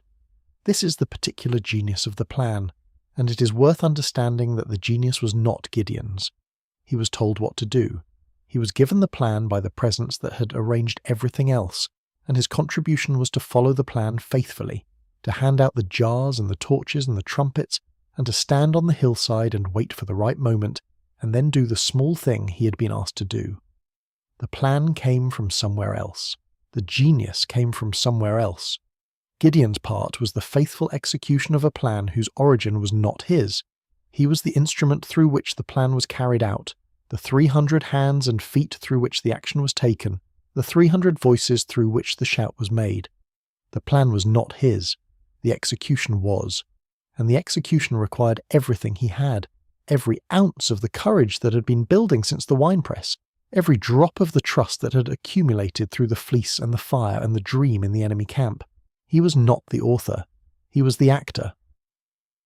This is an important distinction for the story of Gideon, and it is an important distinction for any story in which a frightened and inadequate person does something that exceeds their ability. The exceeding of ability is not yours to produce. You're not responsible for generating what is beyond your generation. You are responsible for the faithful execution of what you have been given to do, and the faithful execution is entirely within your capacity, because the task has been sized for exactly who you are. The sizing. This comes back to the sizing again, because the sizing is the evidence of care. The task sized for exactly who you are is not an accident. It is not the universe randomly producing a challenge that happens to fit the person in front of it. It is the purposeful assignment of the exact right task to the exact right person in the exact right moment, the assignment that takes into account everything about the person, including and especially their inadequacy, and designs the situation so that the inadequacy is precisely what makes the outcome possible. Gideon's inadequacy made the outcome possible. If Gideon had been a mighty military commander, if he had had the standing and the resources and the army that the situation seemed to require, the outcome would have been different. Not necessarily worse in the sense of Israel still being freed from the Midianites, because the outcome of the valley was not actually in doubt, but different in what it taught, different in what it demonstrated, different in what story it told afterward. The story of a mighty commander defeating an enemy with a superior force tells one kind of story. The story of a frightened farmer with 300 men and clay jars defeating an army of locusts tells a completely different kind of story. And the different kind of story is the one that has been told for 3,000 years, because it is the one that speaks to the condition of frightened farmers everywhere. You are a frightened farmer, not literally probably, unless you are literally a frightened farmer, in which case you are in very good company. But in the sense that matters for this story, in the sense of a person whose resources do not match the requirements of the situation they are in, who has looked at the valley below them and done the math and found that the math does not work, who has asked the hard question about why this is happening if God is with us, who has asked for signs because the confidence is not naturally available and something external is needed to make the internal movement possible. In that sense, you are a frightened farmer, and Gideon's story is your story, and the things that were true for him in the valley of Jezreel are true for you in whatever valley you are looking into tonight. The presence is with you, the numbers have been arranged, the task has been sized, the signal will come, and when it comes, you will blow your trumpet and break your jar and hold up the light, and the rest will be handled by the one who handled the rest for the 300 on the hillside above Jezreel. This is not wishful thinking. This is not the comfortable story we tell ourselves when the reality is too hard to face. This is the story of Gideon, which is the story of what actually happened in a real valley, in a real time, to a real man who was really afraid and really inadequate, and really did the small thing he was asked to do, and really watched an army of locusts run. The story is real. The pattern it demonstrates is real. The presence that made it possible is real. And it is here, in this night, in this telling, in whatever quiet you have found to listen in. The presence is here, the same presence, doing what it has always done, which is sitting under the terebinth tree and waiting for the frightened farmer to look up. Look up. You have looked up. By listening to this story, you have done the first thing, which is to look up from the secret threshing in the winepress and acknowledge that there is something else present, something worth attending to, something that has something to say about the valley and the numbers and the impossible math. The something has something to say. You have heard it in this telling of this story. Let it say what it needs to say in the places that are below the level of words, in the depths of the night where the real listening happens, where what has been heard on the surface level goes deeper and becomes part of the structure of how you see and understand and move through the world. Sleep is the doorway to that depth. Sleep is where the surface hearing becomes the deep knowing. Sleep is where the story of Gideon stops being a story about someone else and becomes the story of you, or rather, where you recognize that it was already the story of you, that the frightened farmer in the winepress and the frightened farmer on the hillside and the man who stood in his place and blew his trumpet were always versions of a human experience that recurs in every generation, and that you are in it. You are part of it. You are the inheritor of everything the story has been building toward for 3,000 years of telling. Go deeper now. Let the story carry you deeper than words can reach. Let the image of the valley and the torches and the breaking jars and the 300 standing in their places burn in whatever part of the mind holds images when the waking mind is at rest. Let it work in you the way that all true things work when they are received honestly and held without forcing, the way that seeds work in soil invisibly, gradually, producing in their own time what they were always going to produce. You have received this story. You have been the soil for this seed. What grows will grow in its own time, in ways you will not necessarily be able to trace back to this night or this telling, but it will grow. True things always grow when they find honest ground. You are honest ground. The fact that you are listening, the fact that you have stayed with this story through the long telling, the fact that you are here at this hour in this quiet, is evidence of a certain quality of honesty, a certain openness to receive, a certain willingness to hear the story of a frightened farmer and recognize something in it that belongs to you.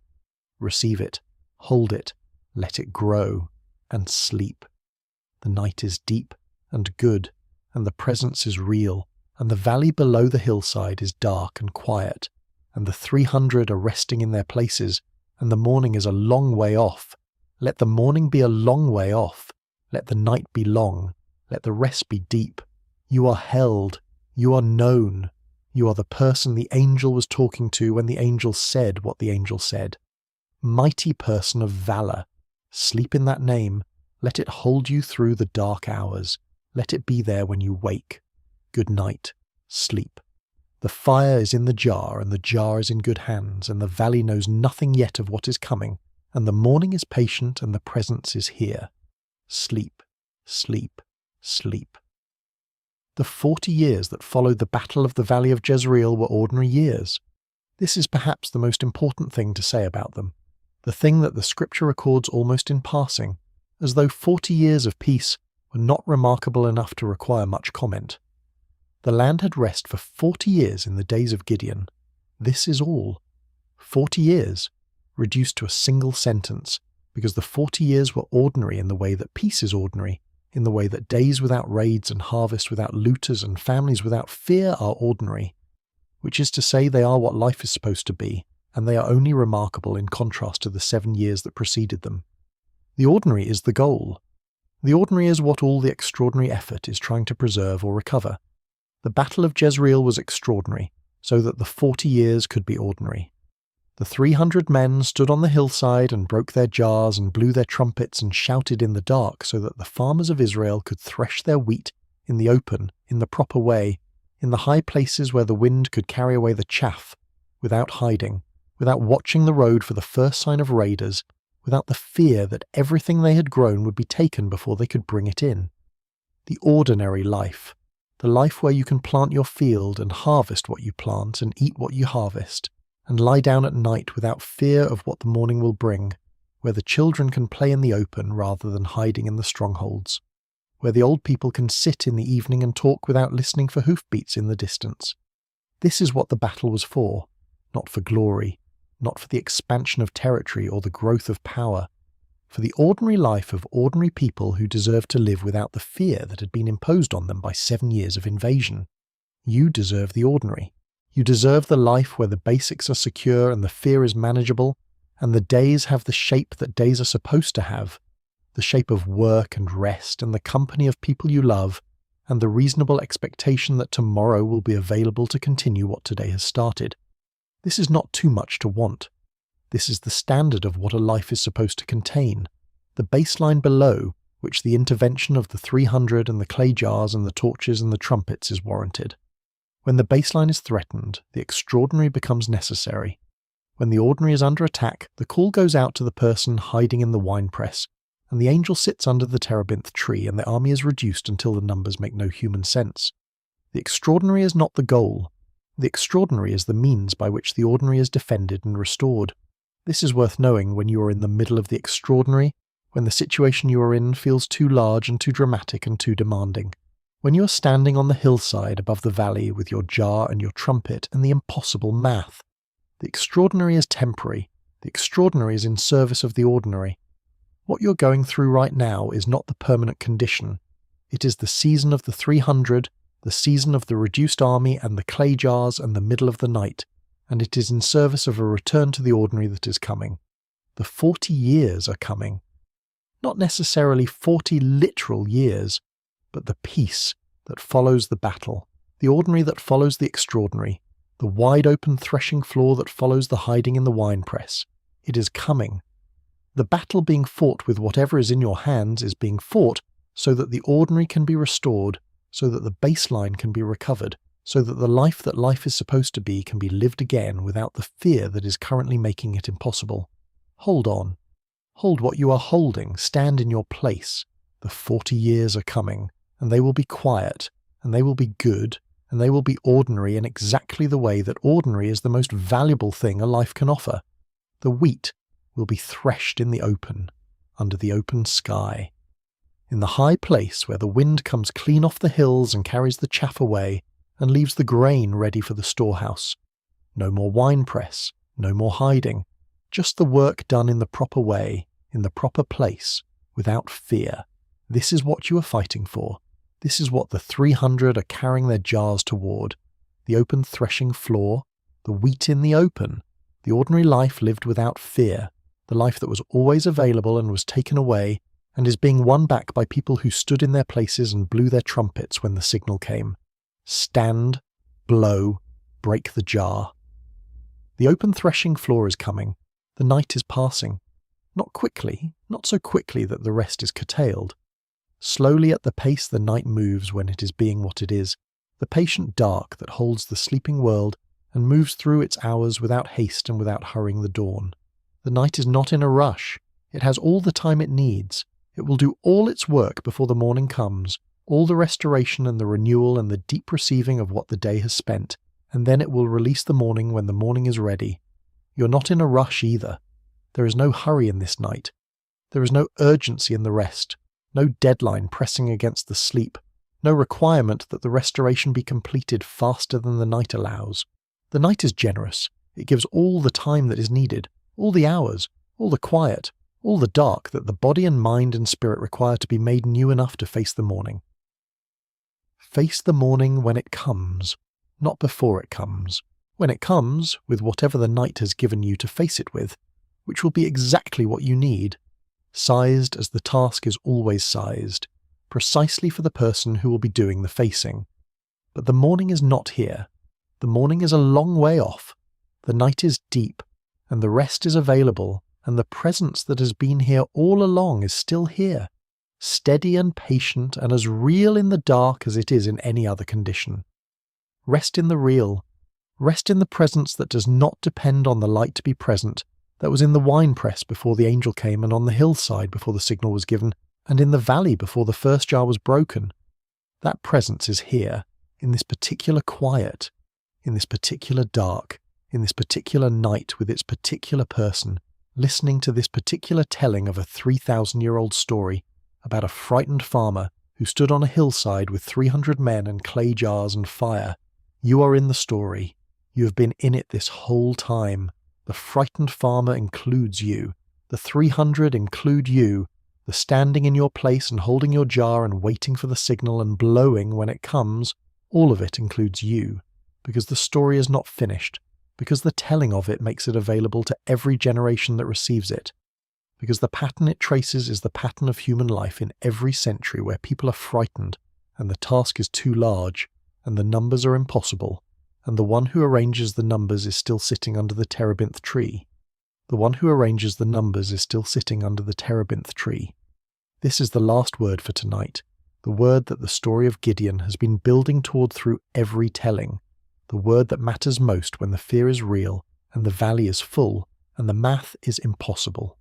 The one who arranges the numbers is still sitting under the terebinth tree, still there, still present, still saying, "Peace be to you, and do not fear, and you shall not die," still seeing the mighty person of valor that the fear and the hiding have not managed to extinguish, still arranging the numbers for the specific lesson that the specific season requires, still waiting under the tree for the frightened farmer to look up. Look up. You have looked up. The rest is arranged. Sleep now, sleep well. The terebinth tree stands in Ophrah, and the presence sits under it, and the valley of Jezreel waits in the moonlight, and the 300 are standing in their places, and you are standing in yours, and the signal has not yet come, but when it comes you will be ready. Until then, sleep, sleep, good night. May the peace of the one who sat under the terebinth tree hold you through the dark hours and meet you on the other side of the night with what you need for the day that is coming. Sleep, sleep, sleep. In the deep country of sleep, where words no longer reach, where the conscious mind gives way to the deeper intelligence of the resting body. Stories continue in a different form. They become images. They become feelings. They become the sense of something understood that cannot quite be put into words when the morning comes, the residue of a night spent in the company of something that was working in you while you were not awake to watch it work. The story of Gideon will work in you tonight. In whatever form the sleeping mind receives the things the waking mind has heard, it will work. The image of the torches blazing up on three sides of the valley, the sound of 300 trumpets in the dark, the silence that precedes the signal, and the explosion of sound and fire that follows it, the running army and the 300 standing in their places. These will continue in the country of sleep, doing what they do, going where they need to go in you. Trust the process. Trust the night and the sleep and the deeper intelligence that receives what the waking mind has heard and knows what to do with it. You are not responsible for the processing. You are not responsible for the outcome of the night's work. You are only responsible for receiving the story honestly, which you have done, and for resting now so that the processing can happen without interference. Rest without interference. This is the art of the night, the practice of allowing, of stepping back from the management of your own experience long enough for the experience to work in you in the ways that you cannot manage. The stories you have been told throughout your life are working in you right now, in the places below the level of management, shaping how you see and respond and choose without your being able to observe the shaping. Tonight's story is joining them. Gideon is joining the company of stories that hold your understanding of what it means to be a human being in a world that is sometimes too large and too frightening for the resources you have to handle it. Good company to be in. The company of frightened people who stood in their places anyway. The company of the ones who broke their jars and let the light out even when letting the light out felt like exposure, felt like the end of the hiding, felt like the moment when everything that had been protected by the winepress was suddenly visible to the valley below. The valley saw the light. The valley was supposed to see the light. The light was inside the jar so that it could be carried to the hillside without being visible too soon, not because the light was meant to stay inside the jar forever. The jar was always meant to be broken. The hiding was always meant to end. The winepress was a season, not a permanent address. Your winepress is a season. The hiding you are doing, whatever form it takes, whatever version of the secret threshing that characterizes your current season, is a season. The winepress will not be your permanent address. The terebinth tree is waiting. The angel is sitting under it. The call has been made. The name has been spoken. And when you have finished hearing the story that is waiting to be told to you, the story of your own calling and your own valley and your own 300, you will come out of the winepress and look up and find that the one who has been waiting was there all along. The one who has been waiting was there all along. This is the final word, and it is also the first word because the story of Gideon begins and ends in the same place, under the same terebinth tree, with the same presence sitting and waiting for the same frightened farmer to stop threshing his wheat in secret and look up and hear his name. The Lord is with you, O mighty man of valor, O mighty person of valor, O person who is afraid and doing the next thing anyway, O person who is hiding in the winepress but carrying fire, O person who has the jar in their hands and the trumpet in their pocket and the signal yet to come but coming, O person who is here tonight listening to an old story, because old stories are the ones that contain the true things, the things that do not age because they are rooted in something that does not age. You are here, you have heard the story. The story has done some of its work and will do more of its work in the hours ahead while you rest. And the presence that was with Gideon is with you, under whatever your terebinth tree is, in whatever your offer is, patient and steady and not going anywhere. Not going anywhere. This is the great reassurance and the great simplicity and the great thing that all the signs and the fleeces and the dreams about barley cakes were pointing toward. Not that the task would be easy, not that the numbers would be sufficient, not that the fear would be absent or the valley would be small or the math would eventually add up, just that the presence would not go anywhere. The I will be with you was not contingent on performance or courage or the right answer to the hard question. It was simply true. It was the statement of a fact that the whole story of Gideon was set up to demonstrate, a demonstration that cost an army of locusts and 40 years of peace and a burial in the tomb of a father in Ophrah. The presence is not going anywhere. Sleep with that. Let it be the last thing you hold before the holding gives way to the releasing that is sleep, the letting go of everything you have been holding, including the knowledge itself, including the story, including the presence and the peace and the terebinth tree and the valley and the 300 and the name that was spoken. Let go of all of it. The sleep that takes you from here is not a leaving of these things. It is a deeper receiving of them. You go under with what you have received, and you come back up with it in a different form, quieter, less on the surface, more fully integrated into who you are. Come back up in the morning with Gideon in you, with the frightened farmer who stood in his place, and the 300 who broke their jars and the 40 years of peace. Come back up with the knowledge that the numbers do not have to add up, that the presence makes up the difference, that the small thing done faithfully in the right place at the right time is enough. Come back up with the fire. But first, go under. Go under. Let the night take you. Let the dark hold you. Let the sleep come. Good night. Sleep. The presence is with you. The valley is quiet. The morning is coming. But first, sleep, sleep, sleep. There is a moment in every night when the resistance to sleep finally gives way. It is not a dramatic moment. It does not announce itself.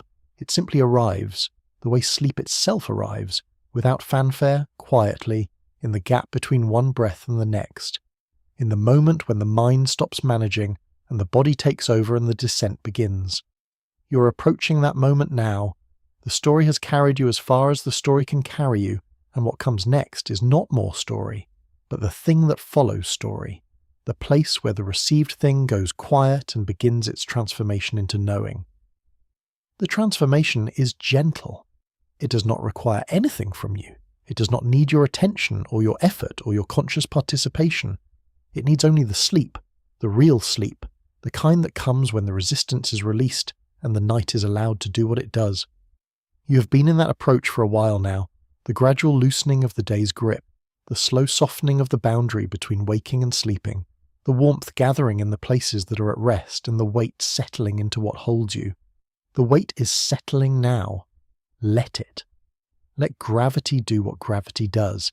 Let the body follow where it is already going. Let the breathing slow to the pace of a person who is no longer trying to stay awake because there is no longer any reason to try. The story is finished. The night is ready. The presence is here. There is nothing left to do except be here too, in the way that sleeping people are here, present but released, held but not holding, resting in the way that living things rest when they are finally allowed to. Gideon rested. After the battle and the pursuit and the confrontation at Succoth and the taking of the kings and the return to Ophrah and the 40 years and the age that comes after 40 years, Gideon rested. He rested in the tomb of his father in Ophrah, near the terebinth tree, in the ground that had known him since before the angel came, the ground that would hold him until the last day of all the days. He rested completely. He rested as the dead rest, which is beyond our knowing, but the scripture records his death with the dignity of a life well spent, a man who did what was asked of him in the moment it was needed and lived out the rest of his years in the peace that followed. Die to the day tonight.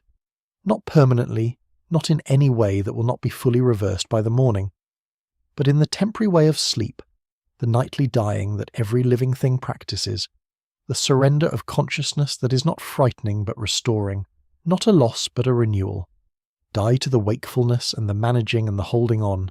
Let the night receive what the day produced and hold it while you are elsewhere, in the country of sleep, in the place where Gideon and Ruth and the 300 and the great cloud of faithful people before you, and alongside you and after you are somehow all present in the way that the dead and the sleeping are present, which is not absent, but differently here, present but not in the way that requires anything from you, present in the way that all true things are present, even when we are not attending to them, the way the stars are present even in daylight, the way the spring of Harod flows even in the middle of the night when no one is drawing from it, the way the presence under the terebinth tree was there before Gideon arrived, and remained after he left and is there still there, still present, still holding the night and the valley and the stars and the sleeping world and you, in the particular quiet of your particular night, with whatever has happened today and whatever is yet to happen and whatever is in your hands that feels too heavy or too fragile or too inadequate for the situation you are in, with the fear and the questions and the need for signs, with everything that makes you Gideon, The frightened farmer with the weakest clan and the least position in his father's house, and the jar full of fire and the trumpet that has not yet been blown. You are held in all of it, not only in the victorious parts, not only in the standing on the hillside with the army running below, in the winepress too, in the hard question, in the need for the fleece and then for the fleece again, in the going down to the Midianite camp with only Purah because the fear was real and the encouragement was needed before the action could be taken. In all of it, the presence was there, and in all of it, the presence is here, in this breath, and this one, and this one. Each breath is held by the same presence that held Gideon on the hillside. Each exhalation is a small release of what has been held, a small practice of the larger releasing that is sleep, a small rehearsal for the complete letting go that comes when the night is ready to receive you fully. The night is ready. You are ready.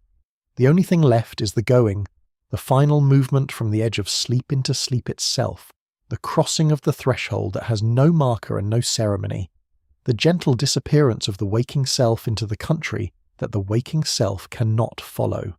The waking self cannot follow, but you go. In whatever way sleep takes you, in whatever form the passage takes, you go. And you come back. You always come back.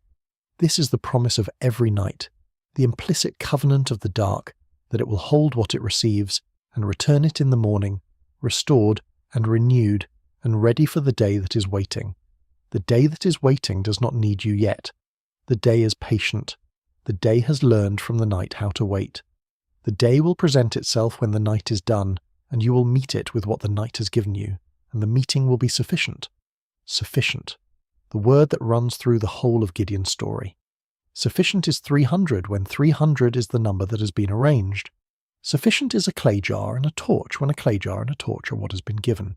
Sufficient is the small thing done faithfully in the right place at the right time. Sufficient is you tonight in this quiet, having heard this story and received it and rested in it. You are sufficient. Sleep now in that knowing. Let the knowing go under with you, deeper than words, deeper than the story, deeper than the image of the torches blazing up in the dark and the 300 standing in their places, deeper into the quiet ground of the night, into the rest that holds and renews and returns, into the presence that has been here the whole time, under every terebinth tree, in every winepress, on every hillside, in every valley, in every night of every life of every frightened farmer who ever looked up and heard their name, mighty person of valour, you, sleep, good night. The jar is in good hands, the fire is safe, the signal is coming. But first, sleep, sleep, sleep. The valley of Jezreel is quiet, the spring of Harod flows cold and clear. The terebinth tree stands in Ophrah, casting its shadow on the ground where Gideon once stood, and received the word that changed his life. And the presence sits under the tree, still, as it has always sat, as it will always sit, waiting for the next frightened farmer, waiting for you to look up. You have looked up. Rest now. The rest of the story will be there when you wake. Good night.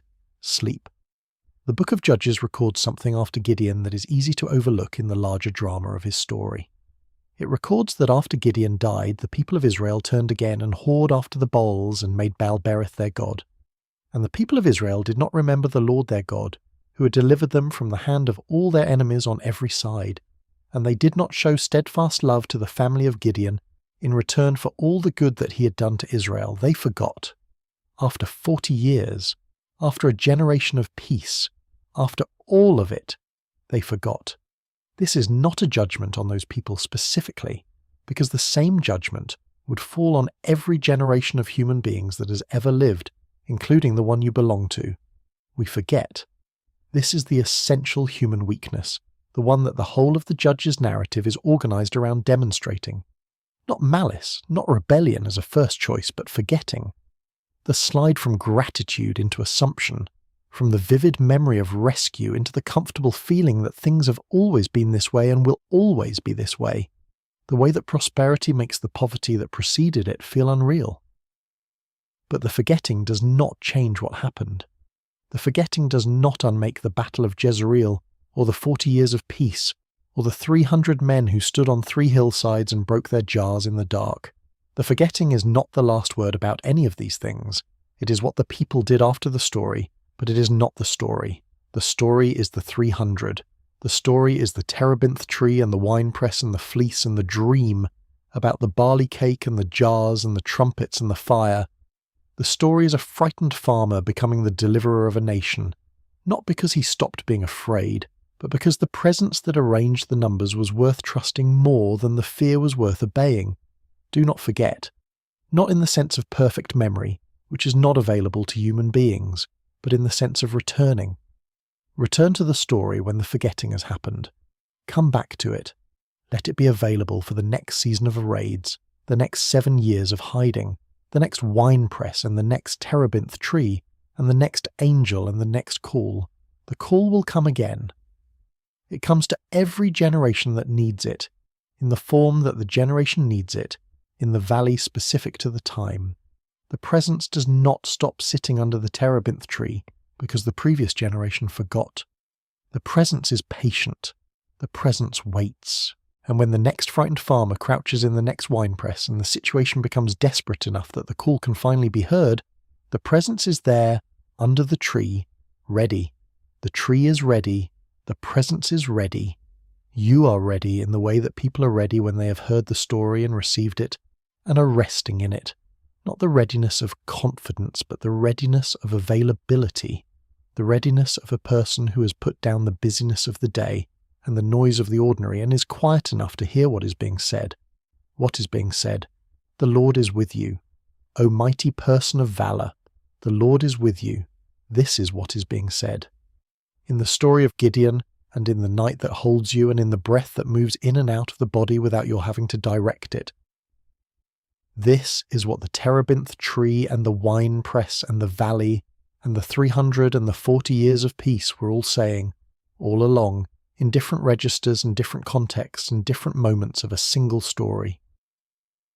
The Lord is with you, not was, not will be, is, present tense, here, now, in this breath, in this night.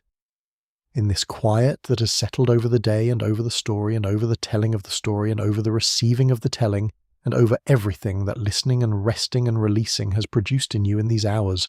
The Lord is with you. Rest in it. Let it be enough. It is enough. It has always been enough. 300 is enough when the Lord is with the 300. You are enough when the Lord is with you. Sleep now. Sleep in the enoughness of it.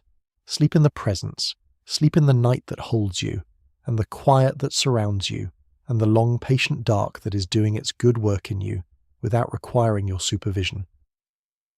The morning will come. The terebinth tree will be there in the morning, as it is there every morning, as it has been there since before Gideon, and will be there after you, and will be there when the next frightened farmer needs to look up and hear their name. But you're not the next frightened farmer. You are the current one, and the current one has been given this night and this story, and this quiet and this presence. Enough. More than enough. Good night. Sleep. The valley is peaceful. The fire is in the jar. The Lord is with you. Sleep. Sleep. Sleep. The hill of Moreh sits on the northern edge of the valley of Jezreel, a gentle hill by the standards of the landscape around it, unremarkable in most ways except that it was the place where the Midianite coalition camped in the days before the battle. It faces Mount Gilboa to the south, and between them the valley floor spreads out flat and wide, the same valley floor that has grown wheat and barley for thousands of years, the same soil that fed the Israelites before the Midianites came, and that fed them again after the Midianites left. The soil does not remember the battle. The wheat does not grow differently because of what happened in the night above it. The spring of Harod flows without any marking of the fact that 300 men were selected there by the way they drank. The land simply is what it is, continuing its ancient rhythms of planting and harvest, of wet seasons and dry seasons, of the long patient cycle that has sustained human life in this place since the first farmers learned to read the rain and the soil and the sun. This is also comforting in a way that is hard to articulate. The land continues. The cycles continue. The spring flows and the wheat grows, and the seasons turn regardless of what the human drama happening above the soil produces. The Battle of Jezreel was real, and its consequences were real, and the 40 years of peace were real, and also the land was there before all of it, and the land will be there after all of it, and the land does not require the drama to be its context. The land simply is. The valley simply is. The spring simply is. You simply are. Underneath the drama of your particular season, underneath the valley and the numbers and the impossible math, you simply are. The essential you, the one that was there before the current situation arose and that will be there after the current situation resolves, simply is. It is not diminished by the winepress. It is not augmented by the hillside. It is what it is, rooted in something that does not change with the changing of the circumstances. Root yourself in what does not change, in the night, in the quiet, in the dark country of sleep where the surface drama recedes and the deeper reality becomes available. Root yourself in what does not change, the presence that does not change, the calling that does not change, the name spoken that does not change. Mighty person of valor, spoken once under a terebinth tree in Ophrah to a frightened farmer, threshing wheat in a winepress, and spoken again in every telling of the story to every person who receives it. Because the name is not only Gideon's, the name is the name of anyone the presence has looked at and seen what the fear and the hiding could not extinguish. The name is yours. It has been yours since before you knew your situation required it. The calling was made before the valley appeared on your horizon. The provision was arranged before you knew you would need it. The 300 were selected before you knew you were going to be standing on a hillside above an impossible army. The timing is not an accident. The sizing is not an accident. You are not here by accident in this night, with this story, in this quiet. You are here on purpose, in the way that Gideon was on purpose in the winepress when the angel came, on purpose in his inadequacy and his fear and his hard questions and his need for signs. On purpose, meaning, the presence knew this person would be here at this moment in this situation with these needs, and arranged the story to be available. The story was arranged to be available for you, for this night, for this particular configuration of tiredness and need and quiet and listening. The story of Gideon is 3,000 years old, and it is exactly current, exactly fitted, exactly what was needed in this moment, because it carries what you needed to hear, and it was waiting to be heard, and tonight was the night for the hearing. Receive it. You have been receiving it. The receiving does not require anything more from you. It has happened. The story has done what stories do when they find honest ground. It has settled in. It will grow. What grows from it is not yours to determine or control or observe. It will grow in the dark, the way all growing happens, in the absence of your supervision, in the patience of the soil that receives the seed and does what soil does. You are the soil tonight. You have received the seed. Let the growing begin in the dark of the sleep that is coming, the growing that does not require your attention and does not benefit from your management and does not need anything from you except the rest that makes the dark rich enough for growing. Sleep is rich dark. Sleep is the season of the seed in the soil, the underground time when the external is dormant and the internal is becoming, when what was received is being transformed into what will be expressed, when the 300 and the clay jars and the torches and the trumpets are being absorbed into the deeper architecture of who you are and how you understand your valley and what you reach for when the signal comes. Let the absorbing happen. It knows how to happen. The night knows how to hold the growing. The sleep knows how to make the dark rich. Your body knows how to rest in the way that makes the restoration real. Trust all of it. Trust the knowing that is in the body and the night and the dark and the presence that arranges the numbers. The numbers are arranged. You are arranged. The valley is waiting. The signal is coming. But first the growing, and the growing requires the dark, and the dark requires the sleep, and the sleep requires the releasing. Release. Let the day go. Let the story rest in you as you rest. Let the presence hold you in the dark as it held Gideon on the hillside. Let the night do what the night was made to do. You are safe. You are held. You are the person the angel was speaking to. Sleep now. Good night. The valley is quiet. The spring flows. The terebinth tree stands, and the presence sits under it, waiting. But not for you to do anything, just waiting to be with you while you sleep. Just here, present, as it has always been present, as it will always be present. Here, now, sleep, sleep. Good night. One last thing, before the night is entirely given over to silence and the story is entirely given over to the sleep that is waiting. One last thought that the story of Gideon leaves behind, the thought that sits under everything else, quieter than the battle and quieter than the victory and quieter even than the 40 years of peace. The thought is this: you were seen before you were found. Gideon was seen in the winepress before the angel arrived. The presence that would call him a mighty man of valour had been watching him in the days and the weeks and the months of the hiding, watching him make the difficult calculation every day about whether it was safe to move in the open, watching him carry the fear with him into every ordinary act of the ordinary life, watching him be a frightened farmer who wanted to eat and wanted his family to eat, and was doing what frightened farmers do when the raiders are many and the army's nowhere. He was seen in all of it, not judged. Seen. The seeing of the presence is not the seeing of an examiner who is looking for reasons to disqualify. It is the seeing of one who knows what they are looking for and can find it even in the winepress, can identify the mighty man of valour, even when the mighty man of valour is crouching in the dark, threshing his wheat in secret, can call the name and mean it precisely because they can see what the circumstances have not been able to extinguish. You are seen. In whatever version of the winepress you are in right now, in whatever form the hiding is taking, in whatever configuration of fear and inadequacy and hard questions and need for signs characterizes your current season, you are seen in it, not through it or past it or in spite of it, but in it, exactly as you are in it, with all the specific details of your specific situation fully visible to the one who is looking. And the one who is looking sees a mighty person of valour, not because you are performing valour, not because the fear is absent or the questions are resolved or the signs have finally been sufficient, because there is something in you that the fear has not managed to extinguish, that the hiding has not been able to cover, that the winepress has not been able to contain, something that the presence can see, and you may not yet be able to see in yourself. Gideon could not see it in himself. That is why the angel had to tell him.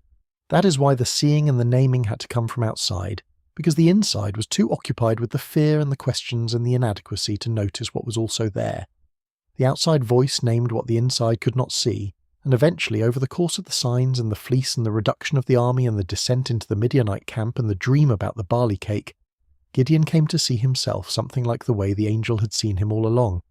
You will come to see yourself something like the way you're seen, not tonight necessarily, not in a single night of a single story. Over time, over the accumulated small confirmations and the answers to the hard questions and the signs that arrive when the signs are needed, over the course of a life lived in the direction the calling points, you will come to see something of what has always been seen in you. Until then, rest in being seen. Rest in the fact of the seeing, even before it has produced the self-knowledge that the seeing makes possible. The terebinth tree is there. The presence is under it. The seeing is happening. And the name that is being spoken is as true right now as it was for Gideon in the winepress, as true as it will ever be, not contingent on anything you have done or will do, but on what is there, in you, the thing that the fear and the hiding have not managed to extinguish. Rest in being seen, rest in the name, rest in the presence that is here, under the tree, in the night, in the breathing, in the space between waking and sleeping, where the whole of what has been told settles into the whole of who you are. Sleep now. Good night. The Lord is with you. The valley is quiet. The morning is coming, and you are exactly who you were called to be. Sleep, sleep, sleep. Good night. The night holds everything that was given to it.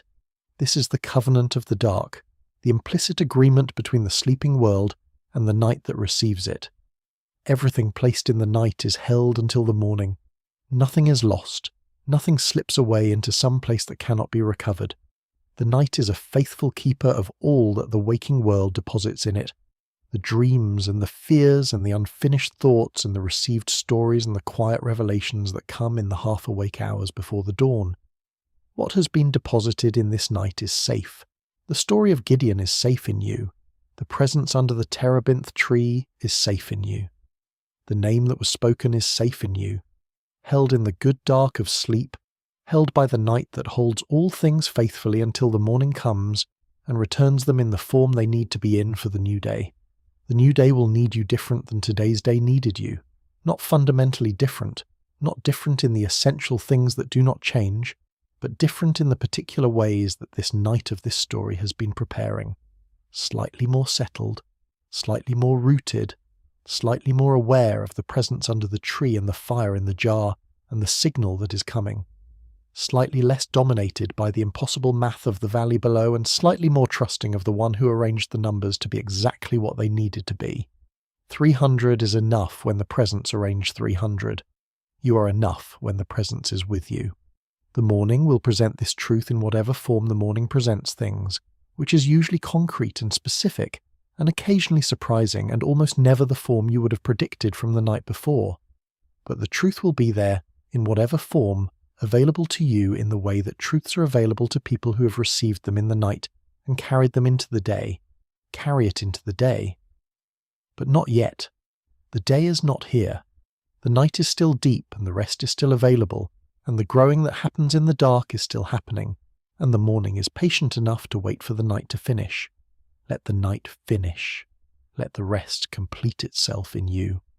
Let whatever is not yet done in the receiving and the settling and the growing have the time it needs. Time. The night has time. The dark has time. The sleep has time. All the time that was taken from the day by the doing and the managing and the attending has been given back by the night, given freely, given without requirement, given because the night is generous and the rest is necessary, and the presence that arranged everything else arranged the night also. Arranged it to be long enough and dark enough and quiet enough for the work of restoration to happen completely. The work is happening. Let it happen. You do not need to do anything. You do not need to be anything except here, in the night, in the rest, in the receiving, here, in this breath, and this one, and the next. Each breath held by the same presence that held Gideon in the winepress and on the hillside, and in the dark of the valley and in the 40 years of peace and in the tomb in Ophrah.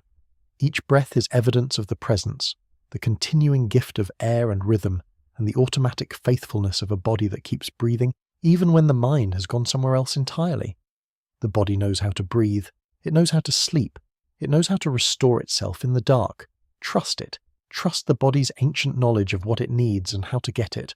Stop interfering and let the ancient knowledge do what it has always done.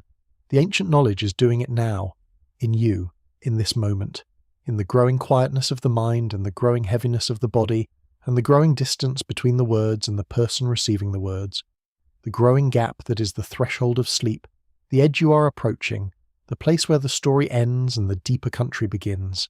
You are at the edge. The edge is gentle. The crossing is easy. The country on the other side is the country you have been going to every night of your life, the country that has held you every time, the country that has always sent you back in the morning renewed. Cross now. Let the story release you.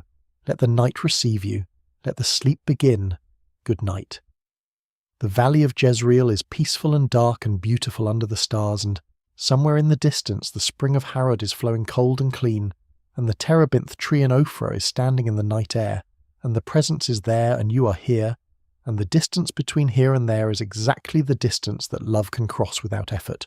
No effort, no distance, just the presence, just the night, just you. Sleep, sleep now, good night, sleep.